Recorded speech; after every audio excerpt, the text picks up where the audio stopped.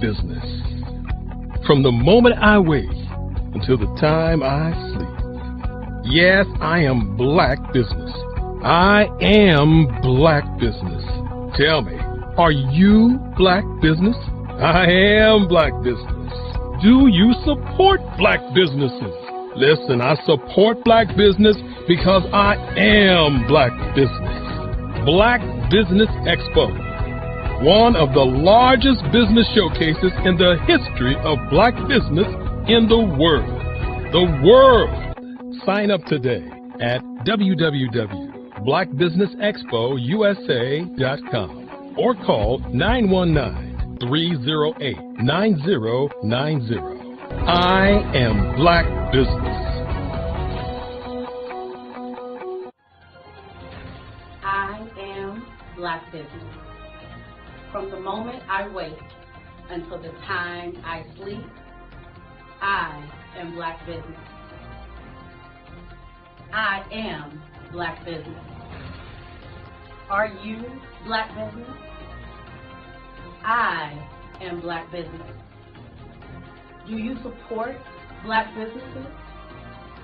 I support Black business because I am Black business. Black Business Expo, one of the largest business showcases in the history of Black America in North Carolina. Join Dr. Eric Kelly III and a host of phenomenal speakers from all around the globe for this 7-day virtual event that you don't want to miss. The mission of the Black Business Expo is to raise scholarship money from kids all the way from high school all the way from college. The Black Business Olympics is one of the largest Black business showcases in the world. It is an opportunity for businesses and companies to showcase their businesses globally. We are going to be giving away laptops up to $5,000 away to students. Again, I'm Olivia Appleberry, the founder of 2 Cents Finance and one of the speakers for the expo. I am so excited to see you there. For more info, go to www.blackbusinessexpousa.com or call 919-308-9090 and hope to see you there. I am Black business. From the moment I wake until the time I sleep. Yes, I am Black business. I am Black business. Tell me, are you Black business? I am Black business. Do you support Black businesses? Listen, I support Black business because I am Black business. Black Business Expo, one of the largest business showcases in the history of Black business in the world.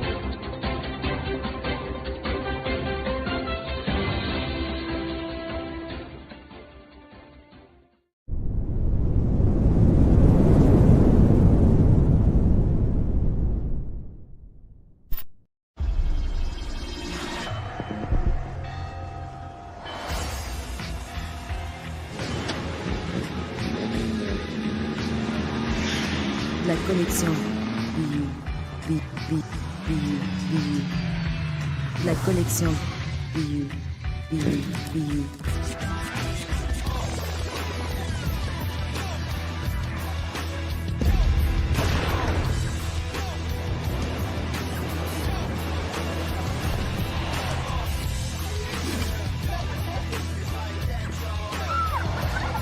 In a world obsessed with the cult of celebrity,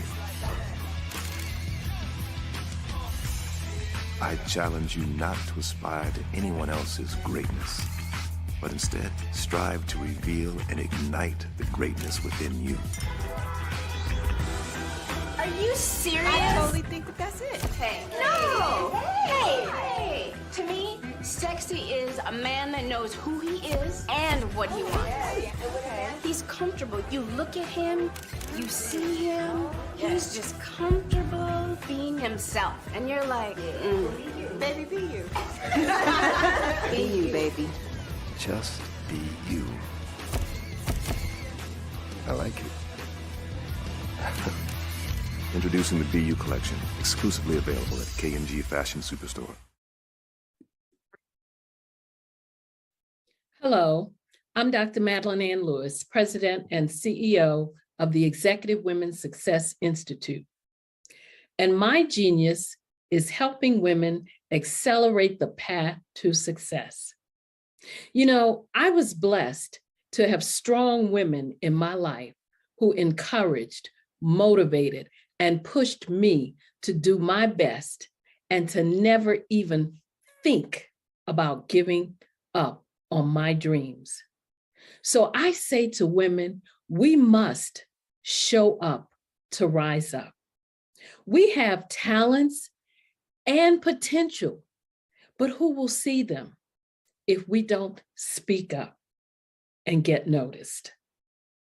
I know that women are a tremendous resource on this planet, and there is nothing more fulfilling than helping a woman tap into her full potential.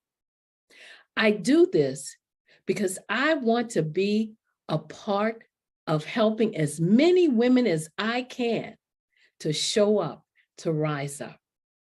I do this because genius is common. Did you know women represent just 3% of Fortune 500 CEOs and less than 15% of corporate executives at top companies worldwide? Have you wondered what the secrets are to getting into the top ranks, whether in the private or public sector? Do you want to figure out how to stop being held back in your career or passed over for promotion? Then you're in the right place. Hi, I'm Dr. Madeline Ann Lewis, President and CEO of the Executive Women's Success Institute. I have decades of experience in the military, the federal government, and corporate America, and my mission is to help women succeed and tap into their full potential. I want to reach 1 million+ women around the world to become the leaders they are meant to be.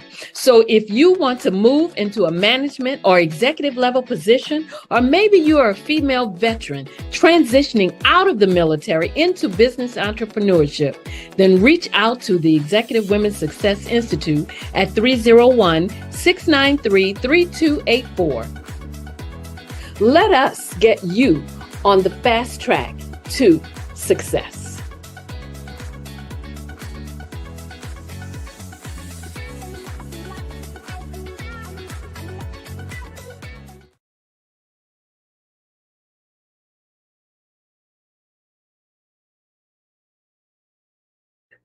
We all have the opportunity to impact the lives of others, whether it is a simple act of kindness, a smile, a nod, or just saying hello.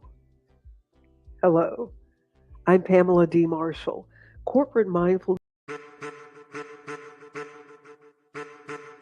I am a child of the Most High God. He has gifted me in ways that I could not even imagine and didn't know.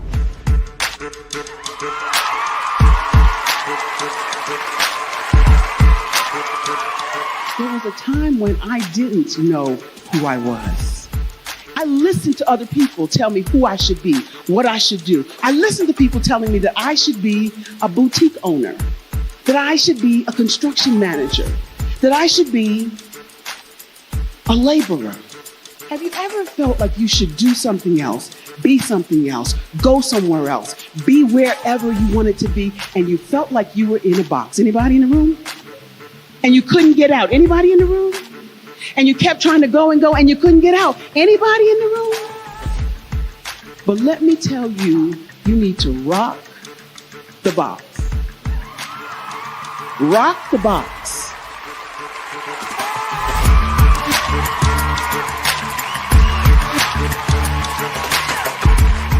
I am engaging, inspiring, and empowering.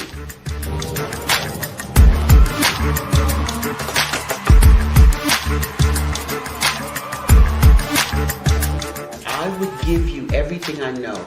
Just by touching you, if I could, by osmosis, give you every single thing I've learned, I've gone through, I know I would. We know that's not possible, but as it is possible, I love to share information with people. Some of you out there, people have told you that you can't be, you can't have, you can't do. But I will tell you, like Kingston said, you can, you must, and you will. If it's to be, it's going to be me. You got to say it. If it's to be, it's going to be. If it's to be, it's going to be. If it's to be, it's going to be.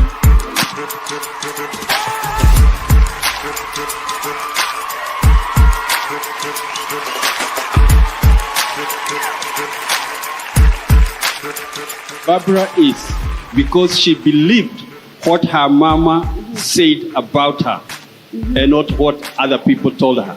Every day you wake up, when you're in a situation, it's your choice whether it's an advantage or the disadvantage. She gained her confidence and her life, and now she is a testimony. If I can help you elevate yourself, then I feel like I'm elevating my own self as well. What you know and I know together can change the world.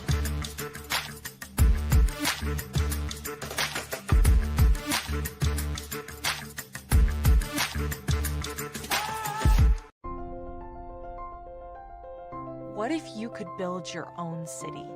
A place where every child can find nurturing people to help them achieve their full potential. A place where every adult can access job training support. Where health education is abundant. Where social justice ruled the land. A place without limitations. Welcome. You have arrived at STEM City USA. It is what every city should be. A safe and trusted community where you find people and resources to help you become everything you are and beyond. STEM City is unlike anything you have ever experienced. It is a digital twin of the world around you, only better. STEM City is about energy and soul renewal. It is more than a digital world. You can almost feel the power of live cultural events, music, and theater. STEM City promises a better future for children with caring mentors and hands-on activities with dedicated tutors to support our youth. STEM City is your passport to a healthy lifestyle with weekly events addressing our community's many issues. STEM City is your financial well-being with helpful information on wealth management, career advancement, job training, and so much more. STEM City is the community you deserve. It is the city where your dreams can come true. STEM City USA, a place in the sky that is accessible to all who reach for the stars.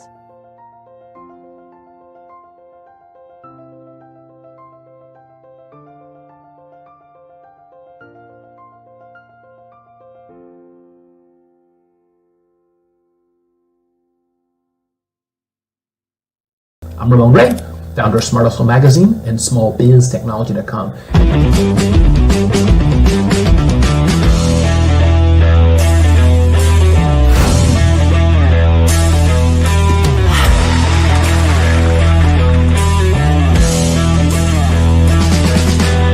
You're here today to celebrate small business success. Stand up on your feet. You rocked the house. It was amazing. Didn't we learn? For me, success comes from failure. One thing not to do is shake somebody's hand like this.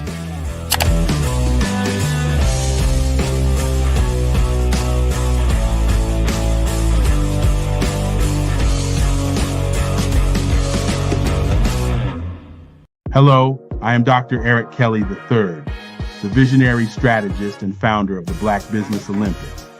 I invite you to showcase your Black-owned businesses on the Black Business Network global stage. The Black Business Olympics is a global Black Business Network platform that propels Black-owned businesses into the international spotlight. By showcasing your business on the Black Business Olympics platform, you can reach a worldwide audience of potential customers, partners, and investors. You can also establish yourself as a thought leader and expert in your field, attract lucrative partnerships, and and more speaking engagements. In addition, the Black Business Olympics platform provides a valuable opportunity to connect and collaborate with like-minded entrepreneurs and business professionals from around the world. This can lead to new business opportunities, ideas, and relationships.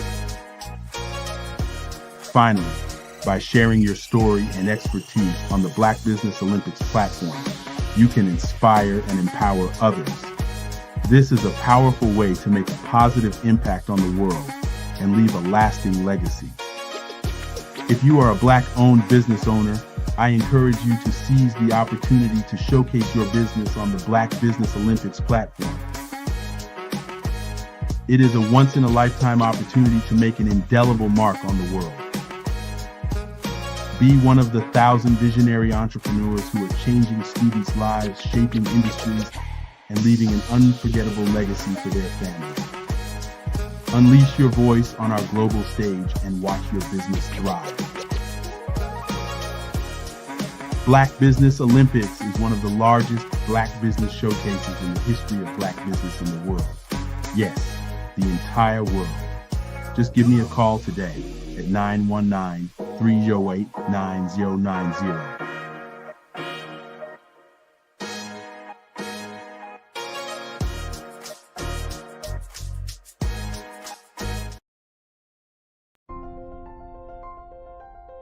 What if you could build your own city? A place where every child can find nurturing people to help them. The Black Business Expo's mission is to raise funds for high school seniors going to college or K-12 entrepreneurs. This expo is a fundraiser for students. Please, you may go to www.blackbusinessexpousa.com to donate to the scholarship fund or use the Cash App at $BBXUSA. Our goal is to give laptops and up to $5,000 to 10 students. Students can register online at www.blackbusinessexpousa.com. Every dollar counts. Please donate to the Black Business Expo USA Scholarship Fund.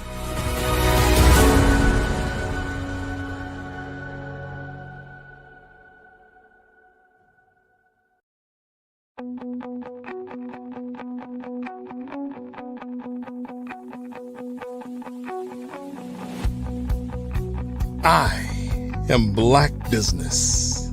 From the moment I wake until the time I sleep. Yes, I am Black Business. I am Black Business. Tell me, are you Black Business? I am Black Business. Do you support Black businesses? Listen, I support Black business because I am Black Business. Black Business Expo, one of the largest business showcases in the history of Black business in the world. The world! Sign up today at www.blackbusinessexpousa.com or call 919-308-9090. I am Black Business.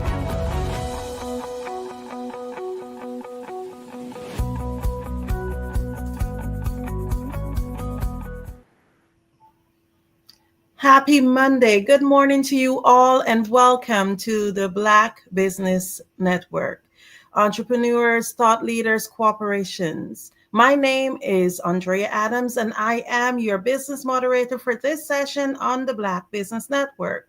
The Black Business Network is a 24-hour business network showcasing Black businesses, business owners, entrepreneurs, and thought leaders worldwide. We have speakers from North Carolina, London, Singapore, Africa, Japan, and cities all over the United States. The Black Business Network is a global community sharing its business knowledge to empower, inspire, and educate businesses about business. Our first speaker this morning is Dr. Eric Kelly III. He has a career which spans over 60 years And Dr. Kelly is a renowned abstract expressionist artist, visionary business leader, author, humanitarian, and founder of the Black Business Network. His bold, expressive work promotes world peace and human connection, while his groundbreaking platforms empowers entrepreneurs around the globe. A creative force and tireless advocate for global unity, this is none other than the incomparable Dr. Eric Kelly III. Welcome in, Dr. Kelly. Good morning, good morning, good morning, good morning. Always great when we get an opportunity to start the Black Business Olympics. It's always great. And it's always great to see you as you're doing some great things in your capacity. And again, want to thank you so very much. And as we say, genius. Genius is coming, and I'll see you on the other side. Yes, indeed. As we get prepared for this morning, there are several things that I'd like to talk about. The first one is, why are we here? Why are we here? And I want to begin this morning by talking about business.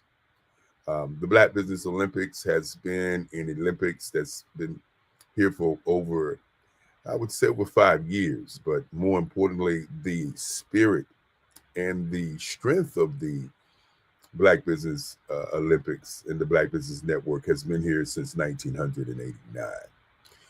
And let's talk a little bit about history this morning. When you begin to look at 1989, when Lovella Kelly first introduced to me at my advertising agency the Black Business Expo. During that time, I was pretty much a young man who had gone to college on an art scholarship, who was advised that most artists were going to be starving artists. And still today, I still feel that sometimes the best advice is not to give any advice. Yet, I moved my art education scholarship to visual communications, which in total led me to creating an advertising agency. As my counselor would later say, that advertising is a way to write your ticket in terms of dollars and cents. And so I want you to think about that this morning as you think about where you are and what you plan on doing with your time. And so as I went through the basic, going to college and then getting out of college and then looking at my finances and making a decision that, well, I don't have enough money to open up an advertising agency. So what I decided to do was to get a job selling cars. And selling those cars, I was able to raise enough money to start Kelly Worldwide. And after I started Kelly Worldwide, the second year, my grandmother walked into my office and she said, you know, the rooms that I'm in, I hear companies and corporations talking about there are no competent Black businesses. And with that being said, to me, I was not really hearing what she was saying, but I was listening. And when you're listening to what people are saying and not listening to or hearing what you're thinking, many times you can hear what they're saying. And so I went on this journey to do the Black Business Expo to raise scholarships for kids. And it was a tremendous journey, as that journey led me to Black Expo USA, who was doing 14 cities around the country. And I had an opportunity to work with them. And that led me into radio, led me into television, led me into writing for the newspaper.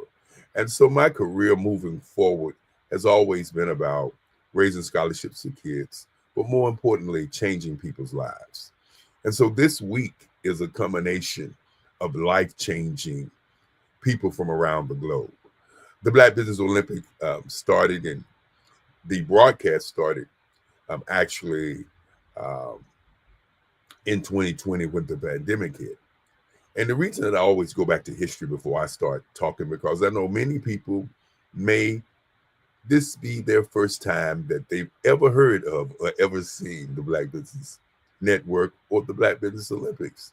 And so as we do our historical rundown, in 2020, what happened in 2020 was very, very interesting because the pandemic happened. And so what we decided to do when the pandemic happened was we looked at what was going on in terms of people communicating, and many folk were communicating and doing shows and doing things on the internet because most of us were home. The pandemic was one of those deals where you couldn't really go anywhere and you didn't know what was going on. And so what me and my moms decided to do was to create something a little different from what we were seeing online. And most of the times online, what we were seeing is events where people were just doing one day, which was on that Friday, and bring a DJ in. And then on the Saturday, they do 2 or 3 speakers. And those 2 or 3 speakers would talk a little bit. And so it was very interesting in those days. But in my mind, I was not sure the retention of the information because there were so many. And so I talked to my moms and I said, we ought to do something like the Olympics, where we do 7 days with 7 different subject matters and lay it out like a business plan. So this is what you're going to get all week. You're going to get speakers from around the globe who are going to be amazing speakers, who are going to talk about their business and talk about what it is to be in business.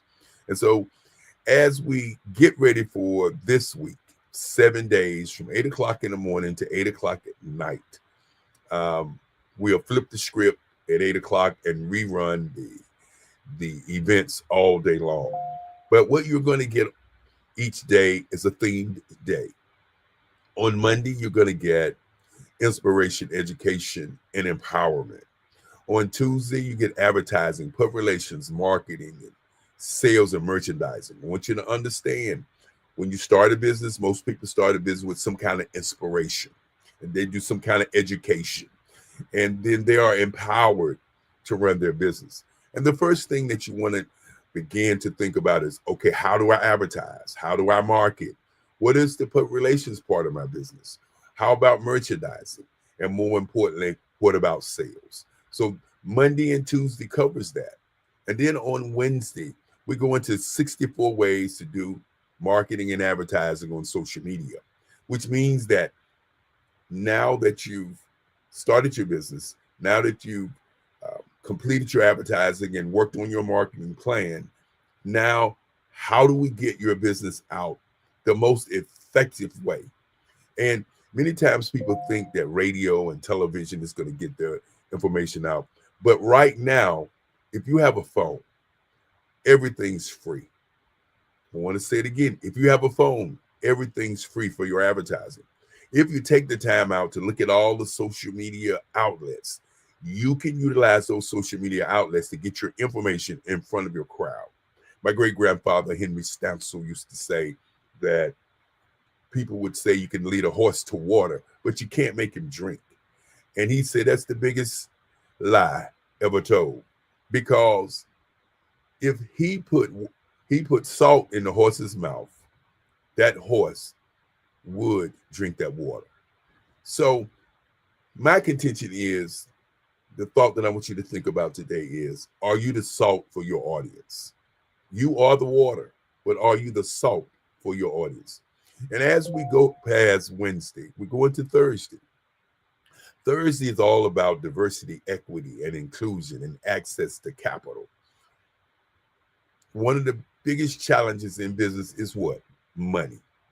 Do you have the money? Do you have the capital? Diversity means change. A lot of times people think diversity means women, but it means change. So diversity, equity, and inclusion. Inclusion means everyone. And so that's what we'll have on Thursday. On Friday, we will deal with Generation X versus Generation Z, how to bridge the generational and digital divide. The average age on the planet is 30 years old in North America, but in Africa, it's 17. So these numbers are very, very critical as you look at your business, because if you're a 50, 40, 50-year-old in business and you're pushing your information, your water toward that audience, in 10 to 20 years, you're going to be out of business. So instead of pushing your business toward the 40 and 50-year-old clients, you need to be pushing your business toward the 25 and 30-year-old clients. So it's always a chance for you to begin to think about, what am I doing in business? And so then let's talk about Saturday. Saturday is Black Business and the culture and health. One of the things we don't do a lot of is deal with our mental health, our physical health. And on Saturday, that's what it's all about for us. And then, of course, on Sunday, it's Black Business and Technology and Innovation. And why that's very key is because when we look at technology and innovation, we must look at AI. People fear AI. But I want to back you up for a moment, and I want you to think about this for a moment. For those who may be around my age, you know, when electricity was created, people did not want electricity in their homes because they thought there was demons in the lights. There was demons in the electricity. And now also think about this for a moment. Do you think the horse, when the horse and buggy showed up, ever thought that the horse and buggy would replace him? People did not want to ride those crazy wheeled automobiles at that time. They wanted to stick with the horse. Now, let me take you further back. The world was in darkness until fire was created. And many people thought fire, there was something wrong with fire. And so as we move toward AI and technology, the metaverse, as we move to those particular spaces, we must embrace them and not fear them, because AI is not going anywhere.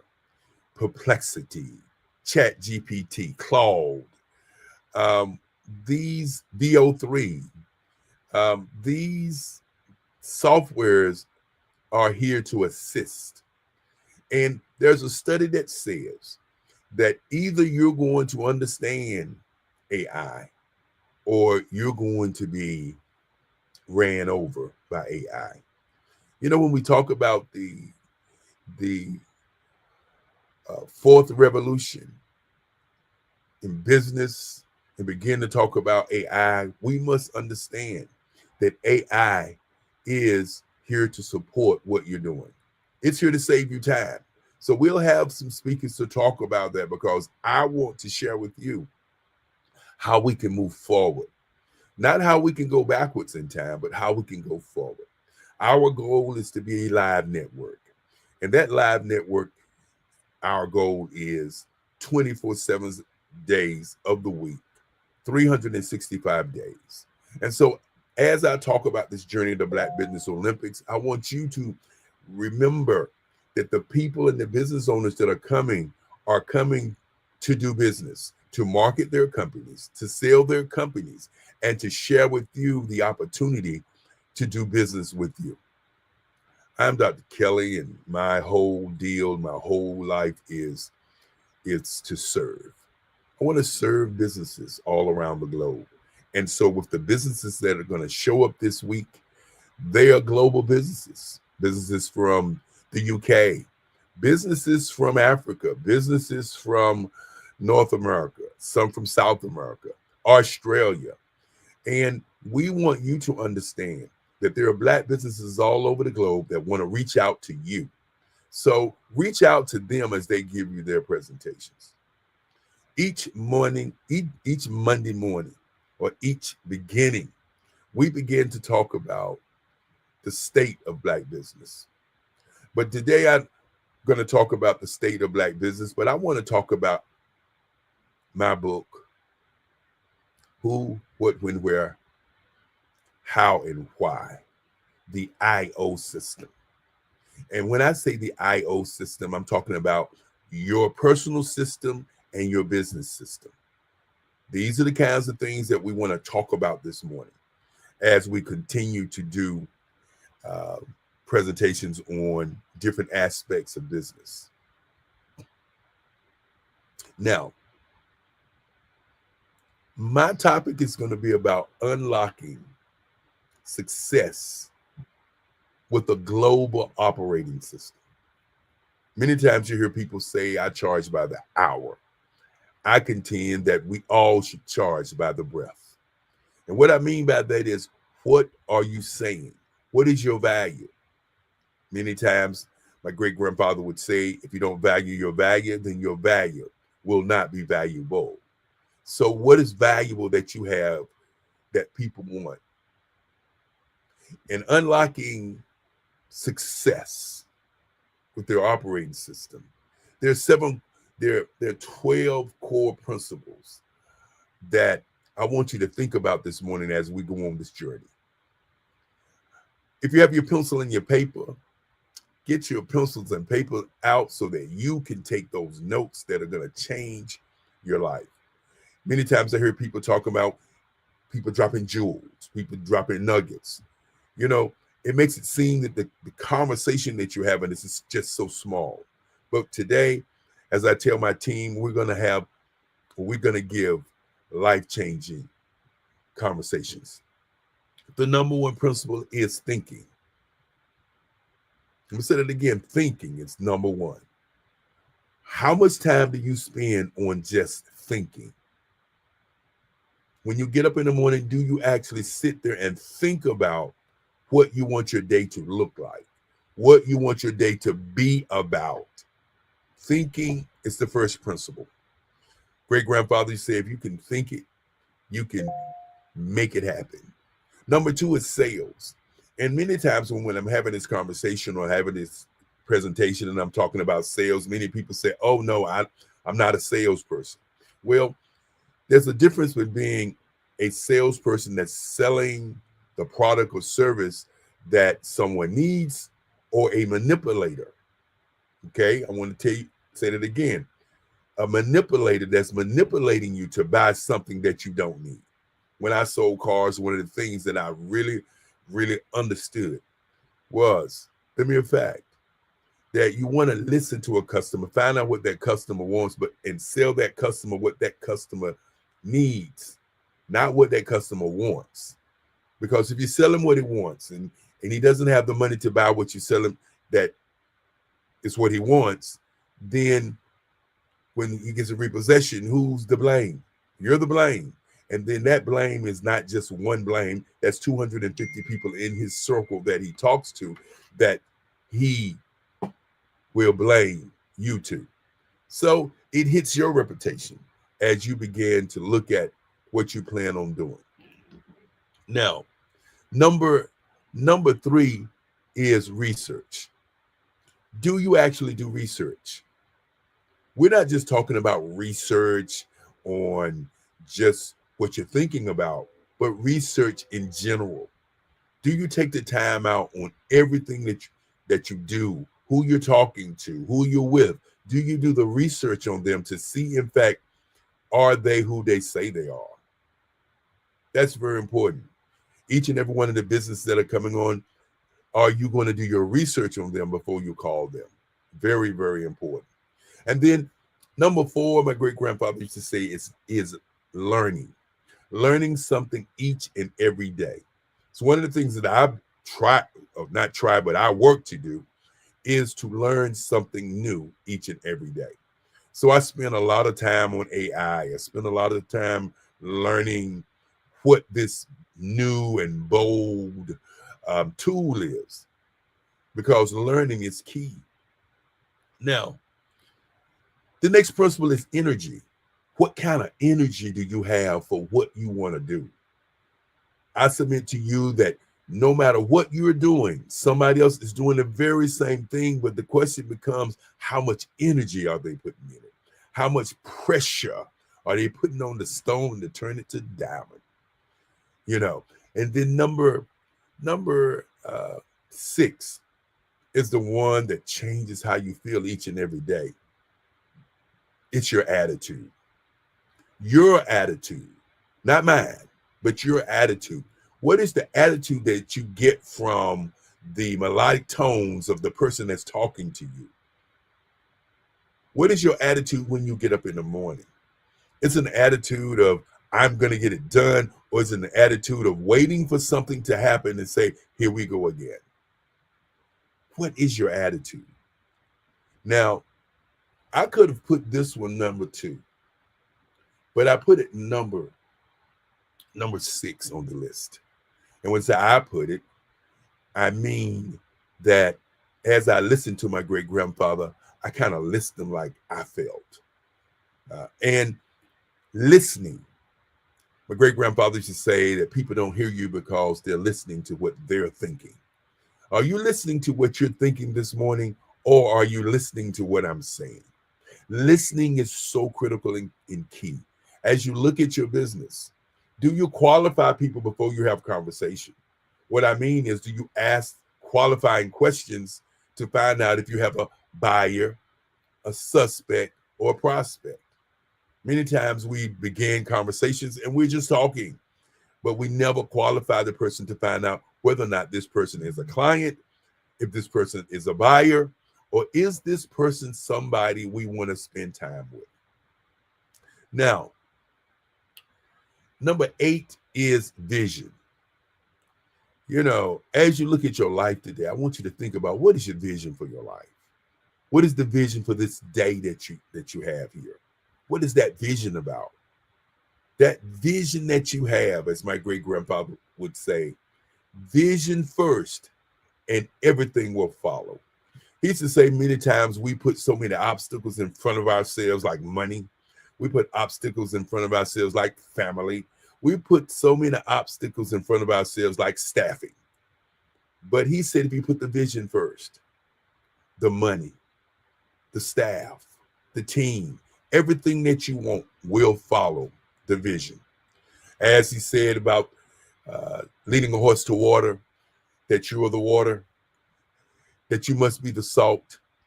That salt, truly, to your audience, is the audience that will follow you to the ends of earth. So you must find your client. And then, of course, next is being consistent. Are you really consistent in every day that you get up? Or is every day a day I'm up? We're not promised every day another day. So the question becomes, what do you set up so that you can be consistent? If you're listening to me today, I want you to get your, what I would call a journal, and start journaling. And utilizing that journal so that you can see your day and reflect on your day each day. Look at what you do consistently before I begin to talk about the operating system. Now, next in line is duplication. Many times when I get to duplication, people say, well, what do you mean by duplication?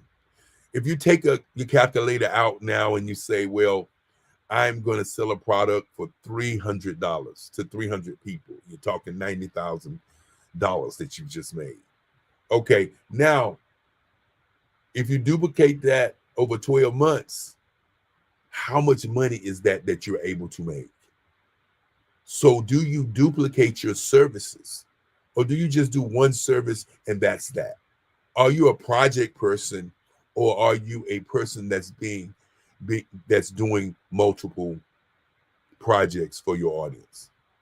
Number 11, which is very important, no matter what you do, if you don't believe, how is somebody else going to believe in you? If you don't believe in what you're doing, how is somebody else going to believe? I want you to think about that for a moment. If you don't believe, how is somebody else going to believe? And then number 12, you know, as I've gone through these principles of transformation this morning, number 12 is probably the most important one of all of them, and that's execution. How you execute what you're going to do is very important. How do you execute? Is your execution an execution of strategic execution, or is it an emotional execution? In other words, when things hit your table and desk, do you get emotional about it first, or do you sit there and think about it and say, strategically, how do I do what I do to get to my goal? That's very important as we look at where we are and where we're going. Now, when you take the time out to utilize these 12 principles, it will transform your life towards success. Let's talk about the global operating system, your operating system as a business and your operating system as a person. Ask yourself today, do you get paid by the breath or by the hour? And what I mean by that is, have you written a book about your life? Have you written a book about your business? Have you written a book about what you want to see transpire? Have you written a book? I want you to begin to understand the name of my book is The Who, What, When, Where, How, and Why book. Turn your imagination into compensation. What do I mean by turn your imagination into compensation? What I mean is utilize your value to earn. And many times people don't do that. What they do is they wake up and say, this is what I'm doing today. No imagination. Many times people start a business because they see another business being started and they think that that business is a good business, but is it the business for you? That's very, very important. And so with your operating system, you got to look at how you operate each and every day. How do you operate in terms of how you strategically put your life together? Your business is one portion of you, which has an operating system in itself. And then you should have an operating system on how you get paid for what you do each and every day. I want you to think about it. A business operating system is how to transform your business. And I'll give you an example. Madam C.J. Walker. For those who don't know, Madam C.J. Walker was one of our millionaires in a time of what I would call diversity. Change, of course.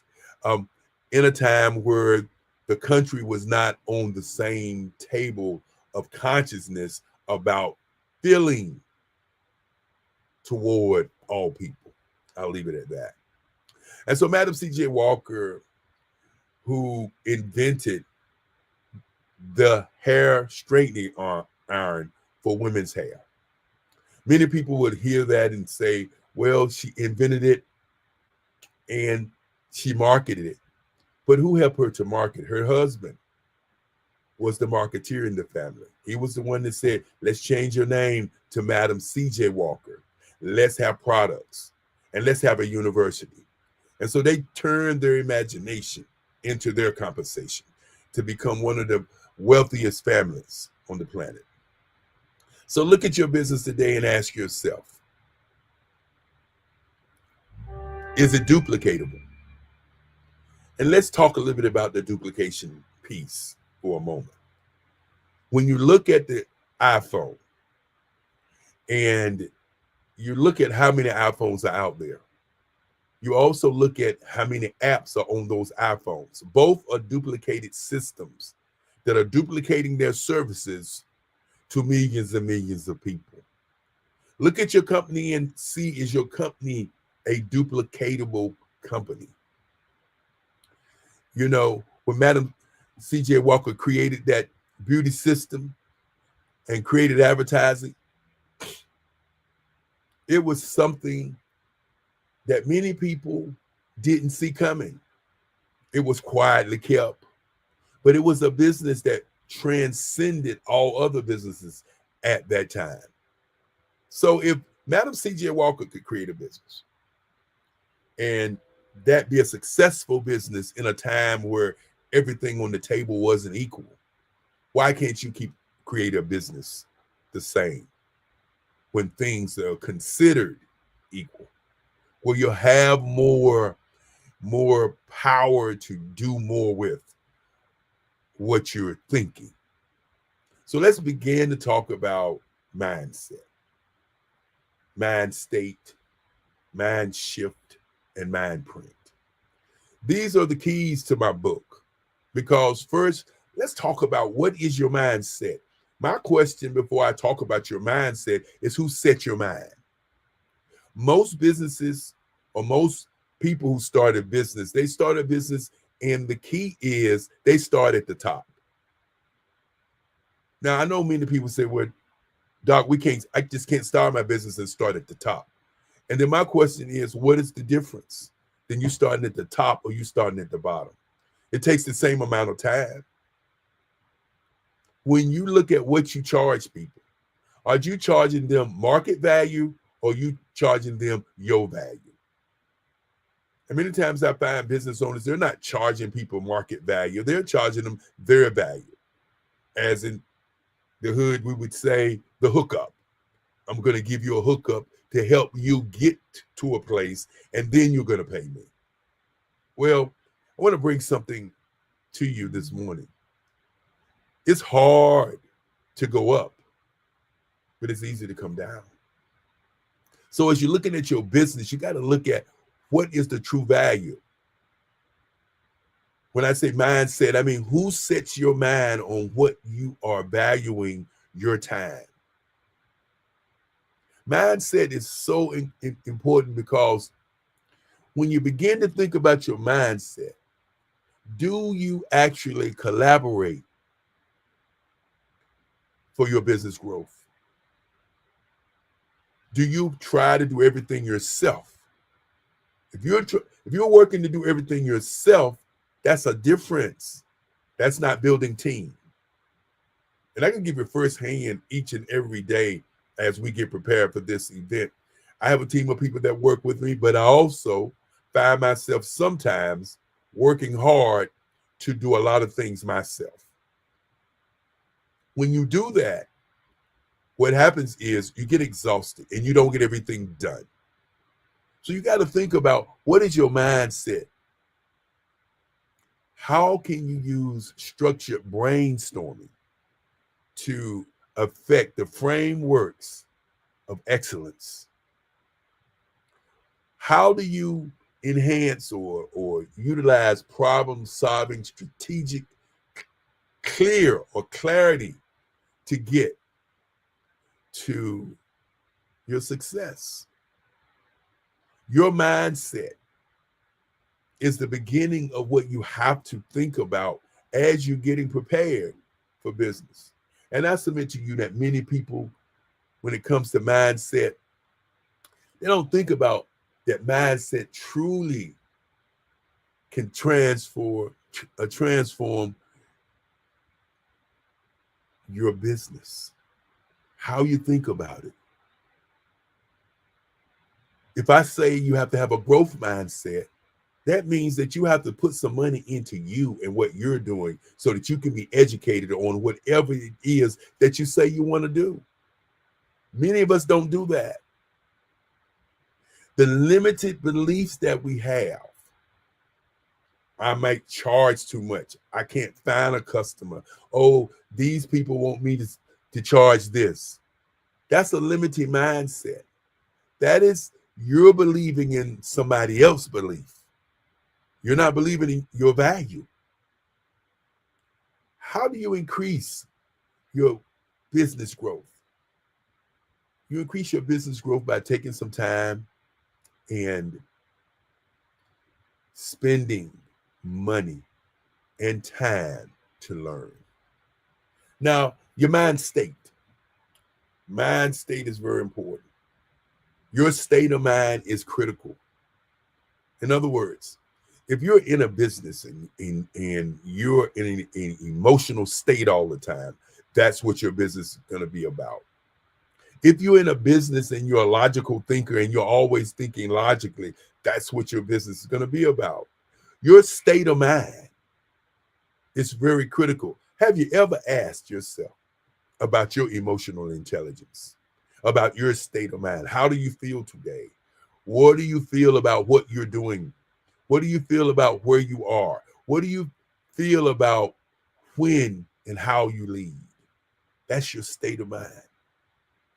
And that's the role of leadership. Your leadership is about how you handle stress management, how you focus on your strategies.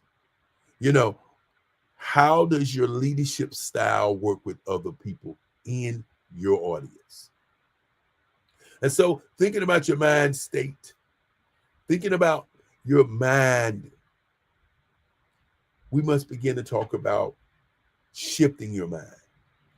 I talk about the Barack Obama, how much he charges to speak. And then I will talk about how much Michelle Obama speaks. Barack charges $550,000, but Michelle charges $750,000. Okay, let's ask the question. Why does Michelle charge more than Barack? Many people say, well, she's the first lady, she's this, she's that, she's beautiful, and all that good stuff. And the first thing I say, well, now we're thinking emotionally. But Barack was the president. Why does the first lady, why does Michelle charge more? The reason she charged more is because she values her time. If she charged $100,000, $200,000 a month, I mean, a speech, she'd be all over the world. Is that what she wants? But if she charged $750,000 and she gets four speeches a year, that's almost $2 million she's made for 4 hours. That's what you have to think about as a business owner. What are you charging for your time? Because that's something that you don't get back. You don't get that time back. And then the question becomes, what's the difference from what Barack, Michelle, and you charge as a speaker? And many times people say, well, I'm charging $5,000, or I'm charging $10,000, or I'm charging $20,000, I'm charging $100,000. How did you come up with that number? What is the difference? Well, I would submit to you the only difference is that they ask for it.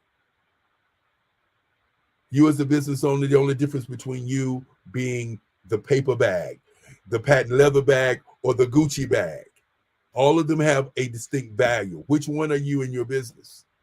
This is something you have to think about each and every day. As I said, if you don't value your value, then your value will not be valuable. And so there must be a mind shift. And the necessary for a mind shift is to change and to adapt in business.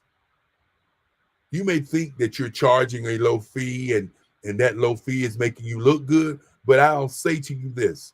You can't begin to help anybody in your family or yourself if you're undervaluing or charging less than your competition.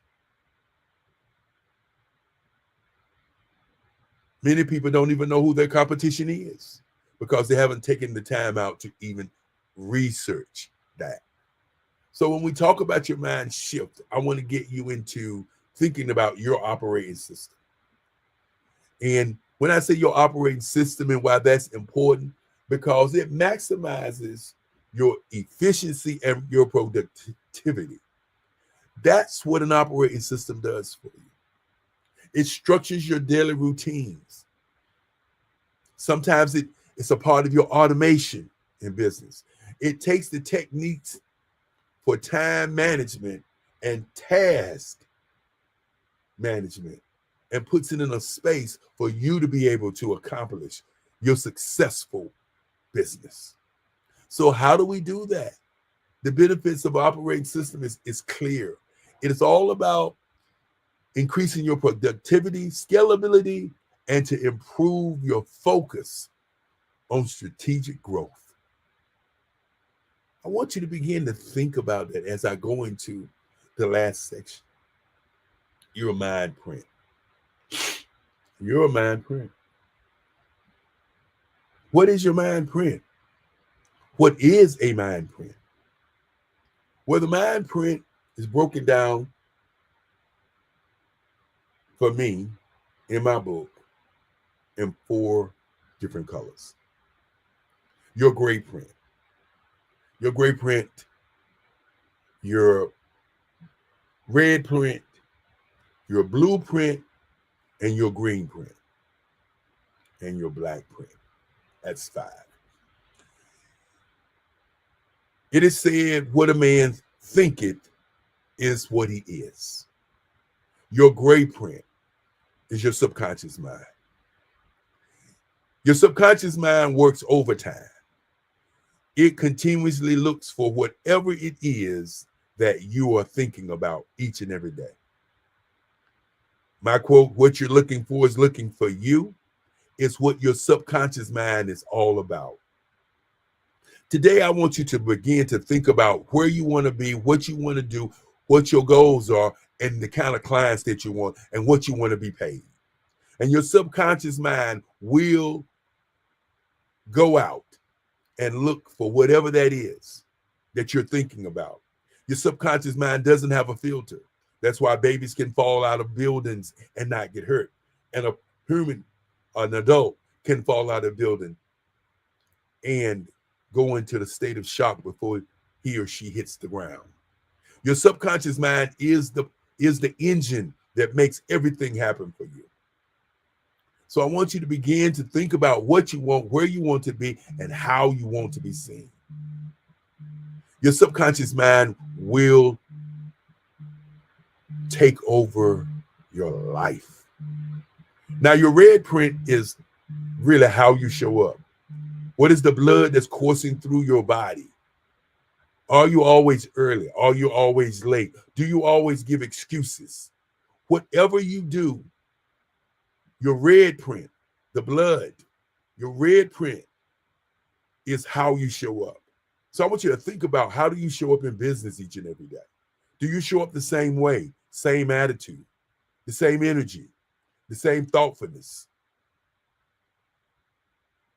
Your red print is critical because your red print is you, who you are. And so let's go to your blueprint. Not only a blueprint about who you are, but your blueprint about your business. I submit to you that if you have not taken the time and looked at the top 3 businesses in your industry and studied those businesses, that what's going to happen to you, you're going to be a part of that 3 to 5 year failure in business. Now, many times when I have this part of the talk, people say, well, I want to do it my way. I don't want to do it like this company. I don't want to do it like this corporation. Instead of understanding that if you're in this particular industry, the top 3 billionaires in this business have made all the mistakes. Doing it in your style, you can do it in your style, but doing it the right way is what business is all about. That's why they have rules. That's why games have rules. You either going to be in business with the intent of being successful, or you're going to be in business in the intent of being a hustler. Which one do you want to be? And so I would suggest to you that you look at those 3 businesses. You get their business plans if you can get them. And many people say, how can I get their business plan? You get their information. People say, well, how can I get their information? I'm going to submit to you, buy stock in their companies. You buy stock in their companies and you will be able to get the inside information on how the company runs. You can go and search the internet for their products, their services, call them up, get their prices, because you're competing. You're not just in it just to be in it. You're actually competing in business. So if you understand with the blueprint of how that business is working and how it's running, then you can sit back and make a decision how to run your business. Because you can find yourself doing something over and over over again and spending years doing the same thing over and not getting to your goal. There's a reason that they're billion-dollar businesses. Now, your green print. The green print is very important. The green print typically is how you actually make money in the industry that you're in that you enjoy.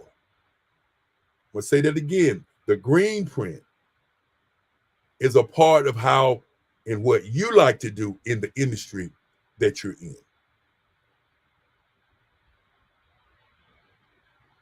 Analyze how you earn money each and every day, and then analyze where does that money come from? Why do you earn that kind of money?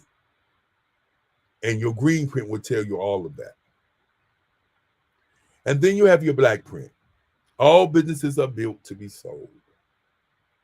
Your black print is your exit strategy, your retirement, your legacy. What are you going to do with your business? Who are you going to leave the legacy of your business to? These are the kinds of things that you have to think about as you're thinking about your business. And you know, as I continue to talk about exit strategy and talk about retirement, exit strategy and retirement does not mean you're going to stop what you're doing and just go off to the islands and don't do anything else. You have the opportunity to create more and more and more and more businesses each and every day. So the question becomes, why are we here? What are you going to do with the time that you're here? Why is it important that you take the time out to do something that's going to monetize your life? Your operating system is important because now you're able to see how you operate as a human being. Your operating system for your business shares with you how you operate as a business. When I say utilize your imagination for compensation, what I'm truly saying is think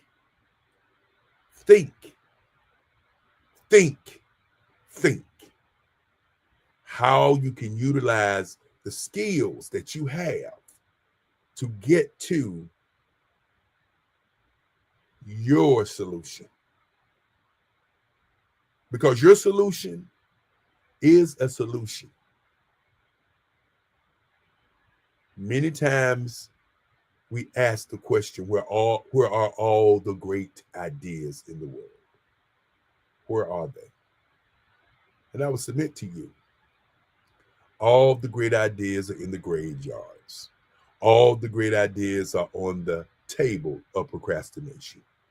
Today, I ask you to start, to begin a journey that changes your life. The reason we do the Black Business Olympics is to raise scholarships for kids. And why is that? Because our kids are number one in suicide.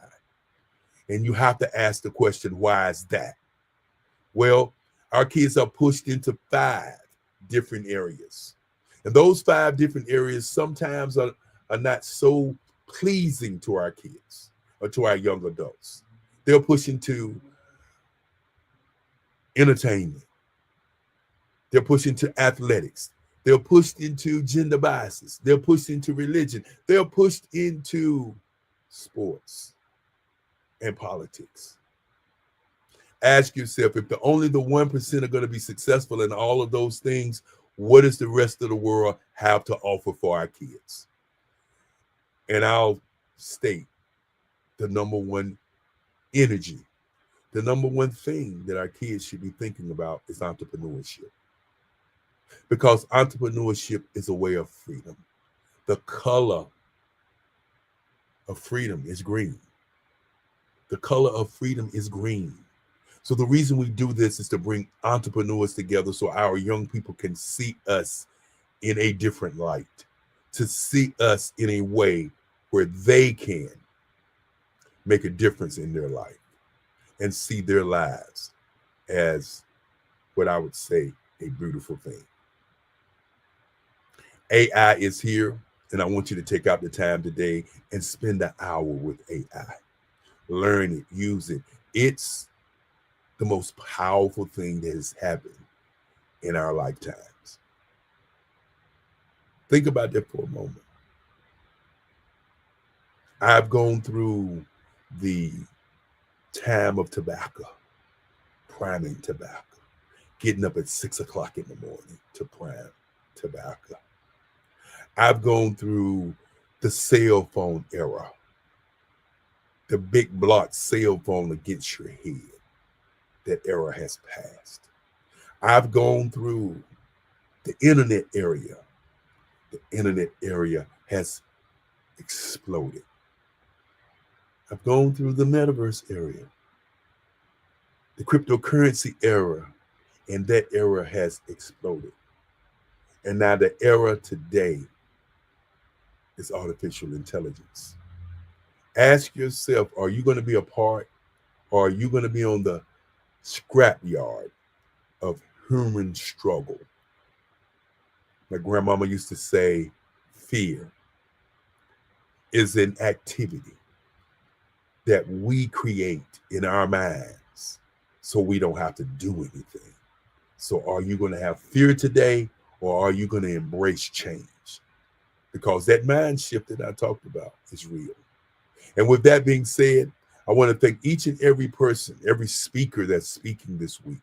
I want to thank you for taking out the time in your lives to come and share to these students a different way, a different flavor, a different opportunity. I want to say to you, first of all, thank you, thank you, thank you, thank you.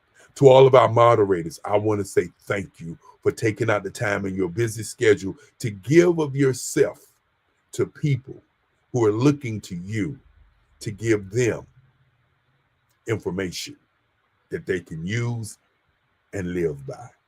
And I know many of you are going to say, well, Dr. Kelly, it kind of went a little long today because it's really 40 minutes. Well, the reason I took the time out today is because I want you to really take this thing serious. Entrepreneurship is not for everybody, but entrepreneurship is for you. And with that said, I'd like to bring up our moderator. Hello, Andrea. How you doing this morning? I'm doing well, Dr. Kelly. I'm just enjoying this presentation. It's been so insightful. I am filled. Well, you know, it's always great when I get an opportunity to speak, because many times people think that the person that's behind the screen, which I truly am, is not committed to the people that are in front of the screen. And I'm truly committed to changing the lives of people.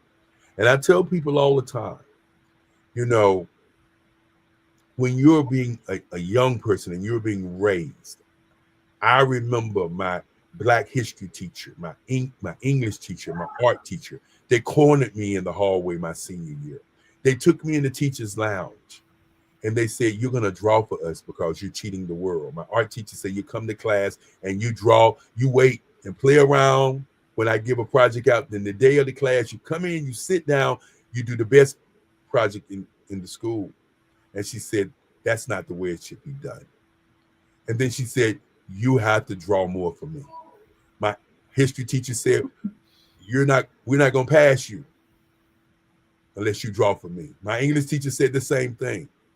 And so that one thing changed my life. And I can remember when my history teacher, after I had this meeting with them, right?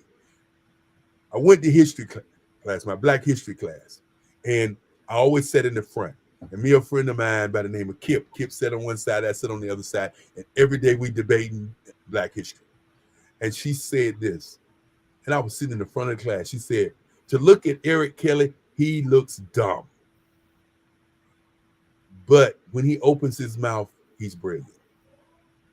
She said, and every time I give a class, his row sits in his friend sits in his row so that he can share his answers. I thought I was being slick. She was watching all the time. She said, he's a genius. And from that moment on, when she said he's a genius, that's how I've always thought. has nothing to do with whether I'm your genius or somebody else's genius. She said that I was my genius. And so I say to each and every one of you, be your genius, not only in your life, but be your genius with people who are around you and serve and change their lives. That's just one small piece of the puzzle that made me the man I am today. And I know you're saying, Dr. Kelly, we got to get out of here. So I'm going to say genius is common. And we always ask, how can you reach us? You can reach the Black Business Olympics and be a speaker by going to or emailing us at bbxspeakers1@gmail. bbxspeakers1@gmail. Many people ask, why are you still using Gmail? Well, we do have our own URL, but we use Gmail because so many people understand the Gmail aspect of it. And with that being said, you also can give us a call at 919-308-9090 because we are here to serve you. If you want to be a speaker, give us a holler. With that being said, genius is common. And I'll see you on the other side. And thank you. You're welcome. Just let's take a moment to thank our sponsors this morning. The Black Business Network Expo's mission is to raise funds for high school seniors going to college or K-12 entrepreneurs. This expo is a fundraiser for students. You may go to blackbusinessexpousa.com to donate to the scholarship fund or use the Cash App, BBX USA. Our goal is to give laptops and up to $5,000 to 10 students. Students can register online at blackbusinessexpousa.com. Remember, every dollar counts, so we want to remind you to donate to the scholarship fund. We want to thank our Black Business Expo USA sponsors for June 2025, NC 100, Suede Soul, Carolina, Virginia Minority Supplier Development Council, Step Management, Margie McLean Foundation, Inc., Genius is Common, Executive Women Success Institute, The Quality Coaching Company, Superwoman Business Services, Creative Force Studios, Lee Entertainment, Black Business Olympics, Artistic App Design, Banks Law Firm, Black Business Expo USA. Genius is common, and I'll see you on the other side.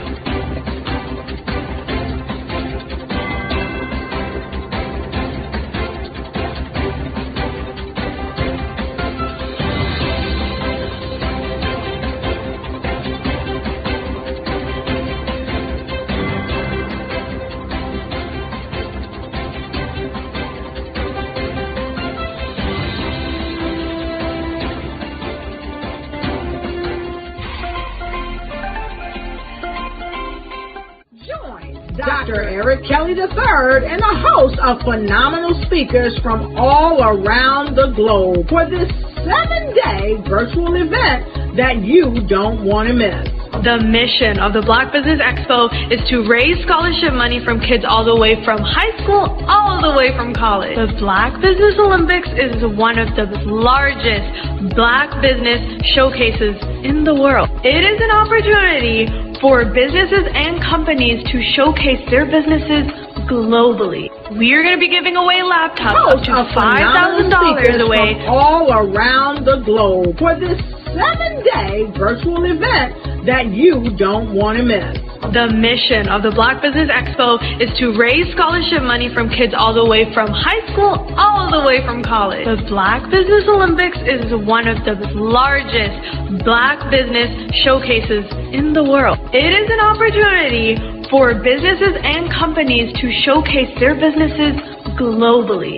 We are going to be giving away laptops up to $5,000 away to students. Again, I'm Olivia Appleberry, the founder of 2 Cents Finance and one of the speakers for the expo. I am so excited to see you there. For more info, go to www.blackbusinessexpousa.com or call 919-308-9090 and hope to see you there.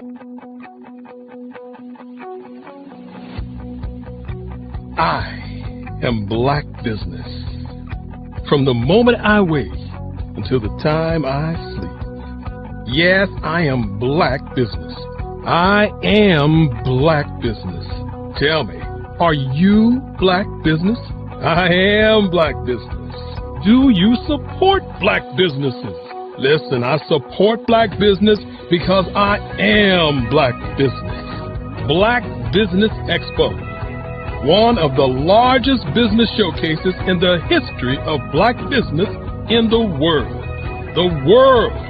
Sign up today at www.blackbusinessexpousa.com or call 919-308-9090. I am Black Business. I am Black Business. From the moment I wake until the time I sleep, I am Black Business. I am Black Business. Are you Black Business? I am Black Business. Do you support Black businesses?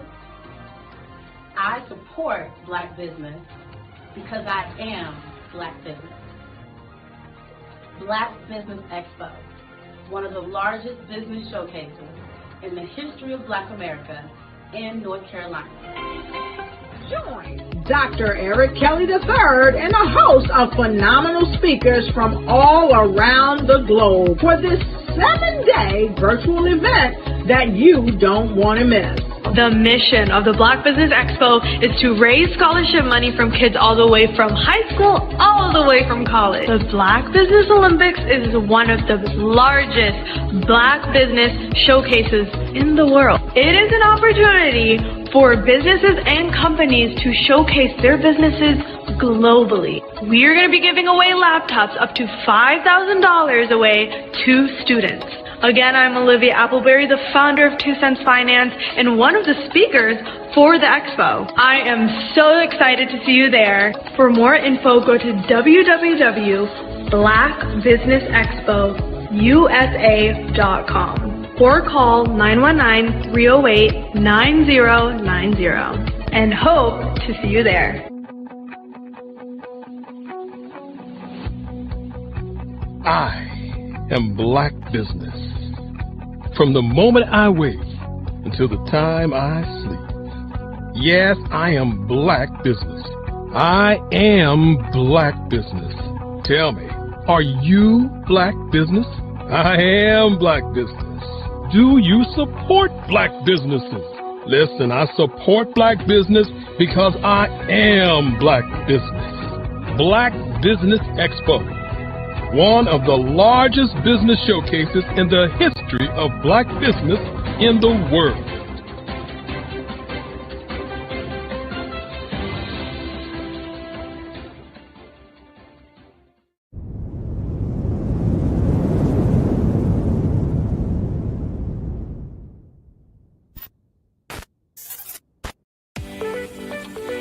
You are in the right place at the right time. The Black Business Network opens again for its Black Business Olympics, a 24/7 broadcast on business, strategies, global branding, social media marketing, finance, advertisement, and much, much more. featuring the top most powerful entrepreneurs and speakers and thought leaders from all around the world as they gather together for this phenomenal event. Join the Black Business Network streaming live into the metaverse, STEM City USA, Black Multiverse, Pod TV, Roku, Hulu, iHeartRadio, Apple TV, YouTube, TikTok, Instagram, Google Podcasts, Facebook, LinkedIn, IBM TV, Spotify, and Twitch. Tune in today and be a part of this amazing movement. The Black Business Olympics welcomes you.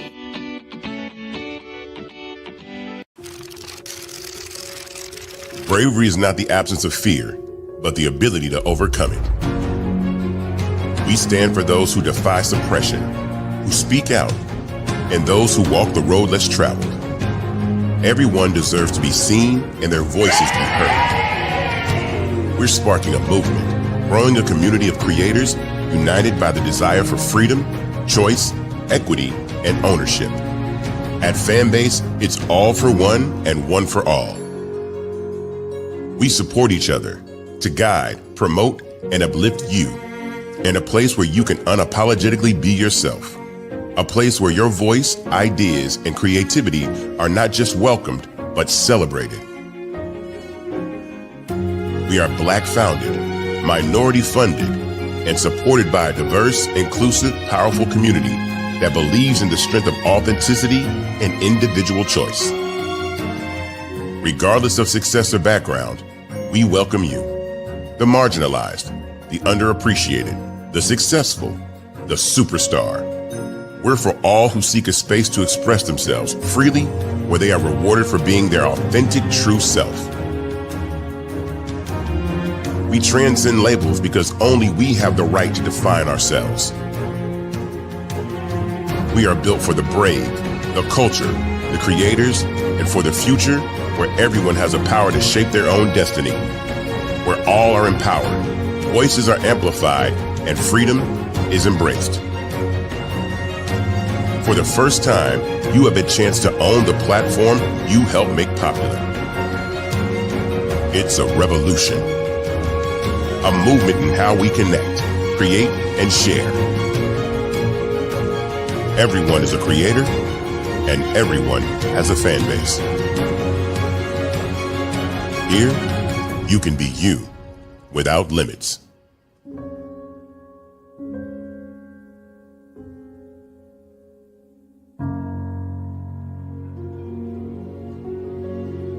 Phenomenal Tanya T. Wise, who is here from the great state of Maryland. Tanya, welcome and thank you for being with us today. Can you indulge our audience a little bit and tell them just a little bit more about who you are and what it is that you do? Well, I love being able to talk to people and have a magnetic attitude, being able to just show them. So I always like to say, level up is Coach at Tanya T. Wise here. So can you tell our audience, just give them a teaser about what your presentation will be about? So my philosophy is that we should all be living our dream life. So tomorrow I'm going to talk about how you start living your dream life. What are some of the things that you thought about in your childhood that you just kind of let go and dormant? Wow. And I want to reignite that and just give you some pointers and some tips, some tools, some strategies to be able to start living your best life now. And guess what, Wanda? And leave an inheritance for your legacy. Oh my goodness. Okay, I know that's resonating with a lot of people. I've heard that you have a dynamic coaching program. Can you tell us a little bit more about that? Absolutely.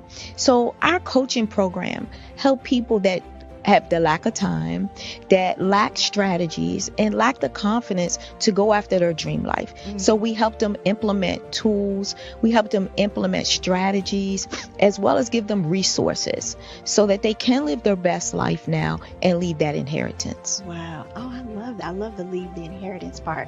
Listen, you are dropping some major nuggets, and I know a lot of what you're saying is resonating with a lot of people, but I think we're all curious. How did you even make this transition into the speaking and coaching arena? What's the story behind this? So I started out in finance, and I realized that a lot of people don't necessarily go after their dream life because of the lack of finances or the education behind finances. But it wasn't until I lost my firstborn, my only son, that life changed for me. And where I was going after it all, living the corporate life, hit my 6-figure income, and living in my dream house with my dream man, driving my dream car. I nearly lost it all when I lost my son. And so I realized it only takes one financial catastrophe that can change your entire life. That's what made me start All New Beginnings. Because no matter what's going on in life, there's a new beginning. And because of that, we develop a program called Wise Minded. My little slogan is, don't just dream it, let's live it. If they want to connect with you or work with you, what is the best ways for them to be able to do that? Well, for my social media guru, you can connect with me on every single social media platform as Tanya T. Wise.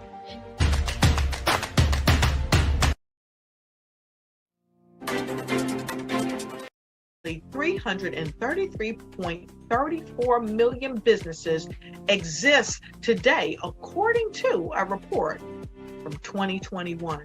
And you may be one of those businesses, or maybe you're not in the business market yet, but you're aspiring to be a business owner. Well, guess what? You're in the right place at the right time. Because let's face it, everything is about timing and opportunity. Hi, my name is Dr. Lotus Richey, and I'm the CEO and founder of the Lotus Richey Coaching and Consulting LLC, along with the Lotus Richey Ignite Show. 15 minutes of success with Dr. Lotus Richey, as well as books to boom your business and bring who you are. And today, I want to bring this amazing message to you about the Black Business Network and the Black Business Olympics. See, the Black Business Network and the Black Business Olympics is designed to help people just like you, that's right, that look like me, to take their business to the next level. Not just in your front yard or your backyard, but globally. The Black Business Network and Black Business Olympics is designed not to just help you survive, but to help you thrive. So join us today as we come together with businesses all around the world to support our students, our children, our young teens, our young entrepreneurs. What we do is we come together to help raise funds for students who are aspiring to be business entrepreneurs, who are aspiring and who are thriving in college. We endow them with a wonderful opportunity to gain scholarship of either a laptop or several thousands of dollars. And we invite you to help be a contributor to this amazing opportunity to help someone that looks just like you. So join us today at our website and let us connect with you and help you ignite and take flight in every area of your life on the Black Business Network and the Black Business Olympics. I'll see you on the other side.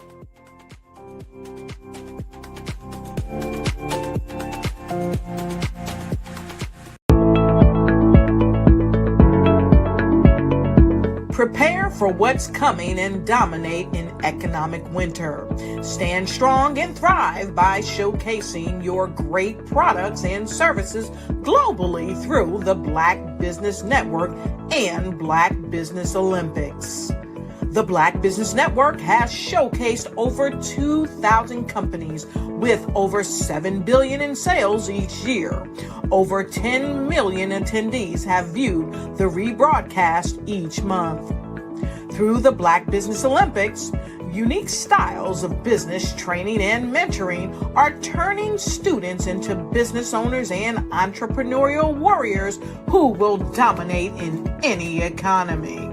Gain the ultimate advantage of the Black Business Olympics, 7 days of unbelievable topics and speakers speaking around the globe. Donate your time and experience to provide expertise and scholarships to students worldwide and change the world. Now, more than ever, new insights, tools, strategies, and capabilities are needed. This is your chance for a major presentation to the world. Fill out the form and join the more than 2,000 speakers who have presented to over 200 countries. Join the Black Business Network streaming live into the Metaverse, STEM City, Black Multiverse Enterprises, Hulu, Amazon, YouTube, iHeartRadio, Apple, Facebook, LinkedIn, Pod TV, IBM TV, Spotify, and Google Podcasts. Sign up today. Spaces are limited, and we will see you there.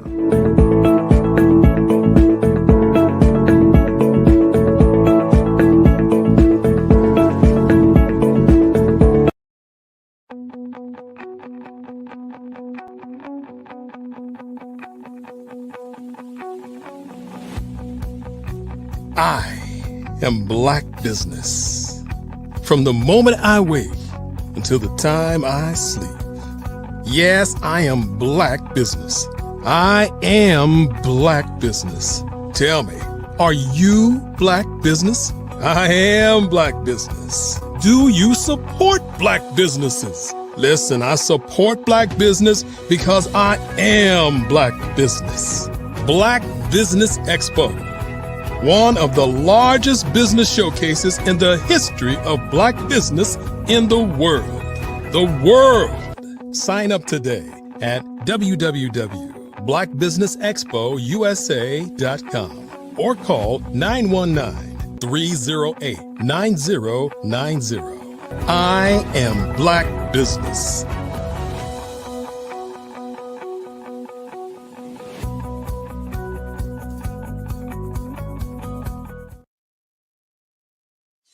Good evening, business owners, entrepreneurs, thought leaders, and corporations. Welcome to the Black Business Network. My name is Crystal Gomez. I am your moderator for this session of the Black Business Network. The Black Business Network is a 24-hour business network showcasing Black businesses, business owners, entrepreneurs, and thought leaders worldwide. We have speakers from North Carolina, London, Singapore, Africa, Japan, and cities all over the United States. The Black Business Network is a global community sharing business knowledge to empower, inspire, and educate businesses about business. Today we are with Sydney Wormsby. Sydney Wormsby is an accomplished business executive with over 30 years of experience in strategic leadership, organizational transformation, and business development. He held senior roles at leading companies such as J.P. Morgan Chase, Citigroup, and PepsiCo, while also excelling as an entrepreneur and small business owner. His expertise spans business turnarounds, Six Sigma implementation, product development, and global market expansion. As an adjunct professor at Brooklyn College, Sydney is taught extensively in business, accounting, and economics, sharing his deep knowledge with future leaders. Now he works closely with CEOs, small business owners, and leadership teams, focusing on strategies that drive revenue and profit growth, particularly for women and minority-owned businesses. Beyond his professional achievements, Sydney is deeply committed to youth development, serving as a mentor, coach, and Sunday school teacher. A passionate leader and keynote speaker, he is dedicated to making a meaningful difference in both business and community life. I present to you Sydney Wormsby. Good afternoon. Good afternoon. How are you? I'm well. How are you today? I'm just fine, peachy keen fine, as they used to say. So things are going well, enjoying myself. Wonderful, wonderful. Well, let's get right to it, if you don't mind. Oh, yes, love to. So tell us, what inspired you to pursue a career that integrates corporate leadership with entrepreneurship? Well, I guess I'd have to say all of my young life, although I didn't know what I wanted to do specifically, I always knew that I wanted to kind of be in charge, be the guy. And so when I went off to college, I looked for ways to do that. So undergrad, I had an engineering degree, went back, got an MBA. And as I started working, I just looked for ways to get involved so that I could make decisions and have impact. And as I moved further along in my career, moved further and further up, one of the things I started identifying is, yeah, I'm driving all these results at all different levels, of an organization, but I really wanted to have a little more freedom with doing that. And so I looked to go off on my own and to start supporting, small businesses and entrepreneurs. So I got tired of making the big guy bigger, using all of my skills and talents, and really wanted to find ways that I could help folks who had dreams of their own and were just looking for help and support and how to achieve that. So I went off then to be able to do that, and used all the experiences that I had from working with corporate and corporate responsibilities to be able to help folks who were everything from mom and pop shops to small entrepreneurial businesses that were doing in the 15, 20, 25 mil, kind of $1 million annually kind of range, helping them to get to next levels. So is there any one particular success story that stands out? So I don't know about one, because I'm not the one kind of like, well, who's the best, NBA player of all time? Who's the best Major League Baseball? It's like with your children, you have something about each of them that you really enjoy and like. I think from a well-rounded perspective, there's probably two that come to mind. One was a beverage manufacturer manufacturer and distributor that I was working with that, was an existing business. It came in, they were doing about $800K a year. They had just bought the business maybe about a year ago, and they were trying to figure out how to make this thing kind of pop and go. And so, worked with them from everything initially with reducing costs and expenses, looking at what they were spending on right now and where were their opportunities for efficiency. Looked at everything from their vendors for their raw materials inventory. Looked at what chemicals and items they were using for their raw materials. Hey, could you use something that didn't require this specification but had this specification instead? Looked at their overhead expenses, things like their telecom charges and utility charges, et cetera, and what were they using as rates and codes and all that other kind of good stuff. So looked at all those kinds of things and was able to reduce their cost by about 20% in the cost of goods area and about 15% in some of the overhead areas. So having a net improvement there, but then started working with them on some of their revenue generation things. So they had a distributions agreement that was really heavily focused on benefiting the distributor and not them as an organization. And because they just didn't know any different and any better.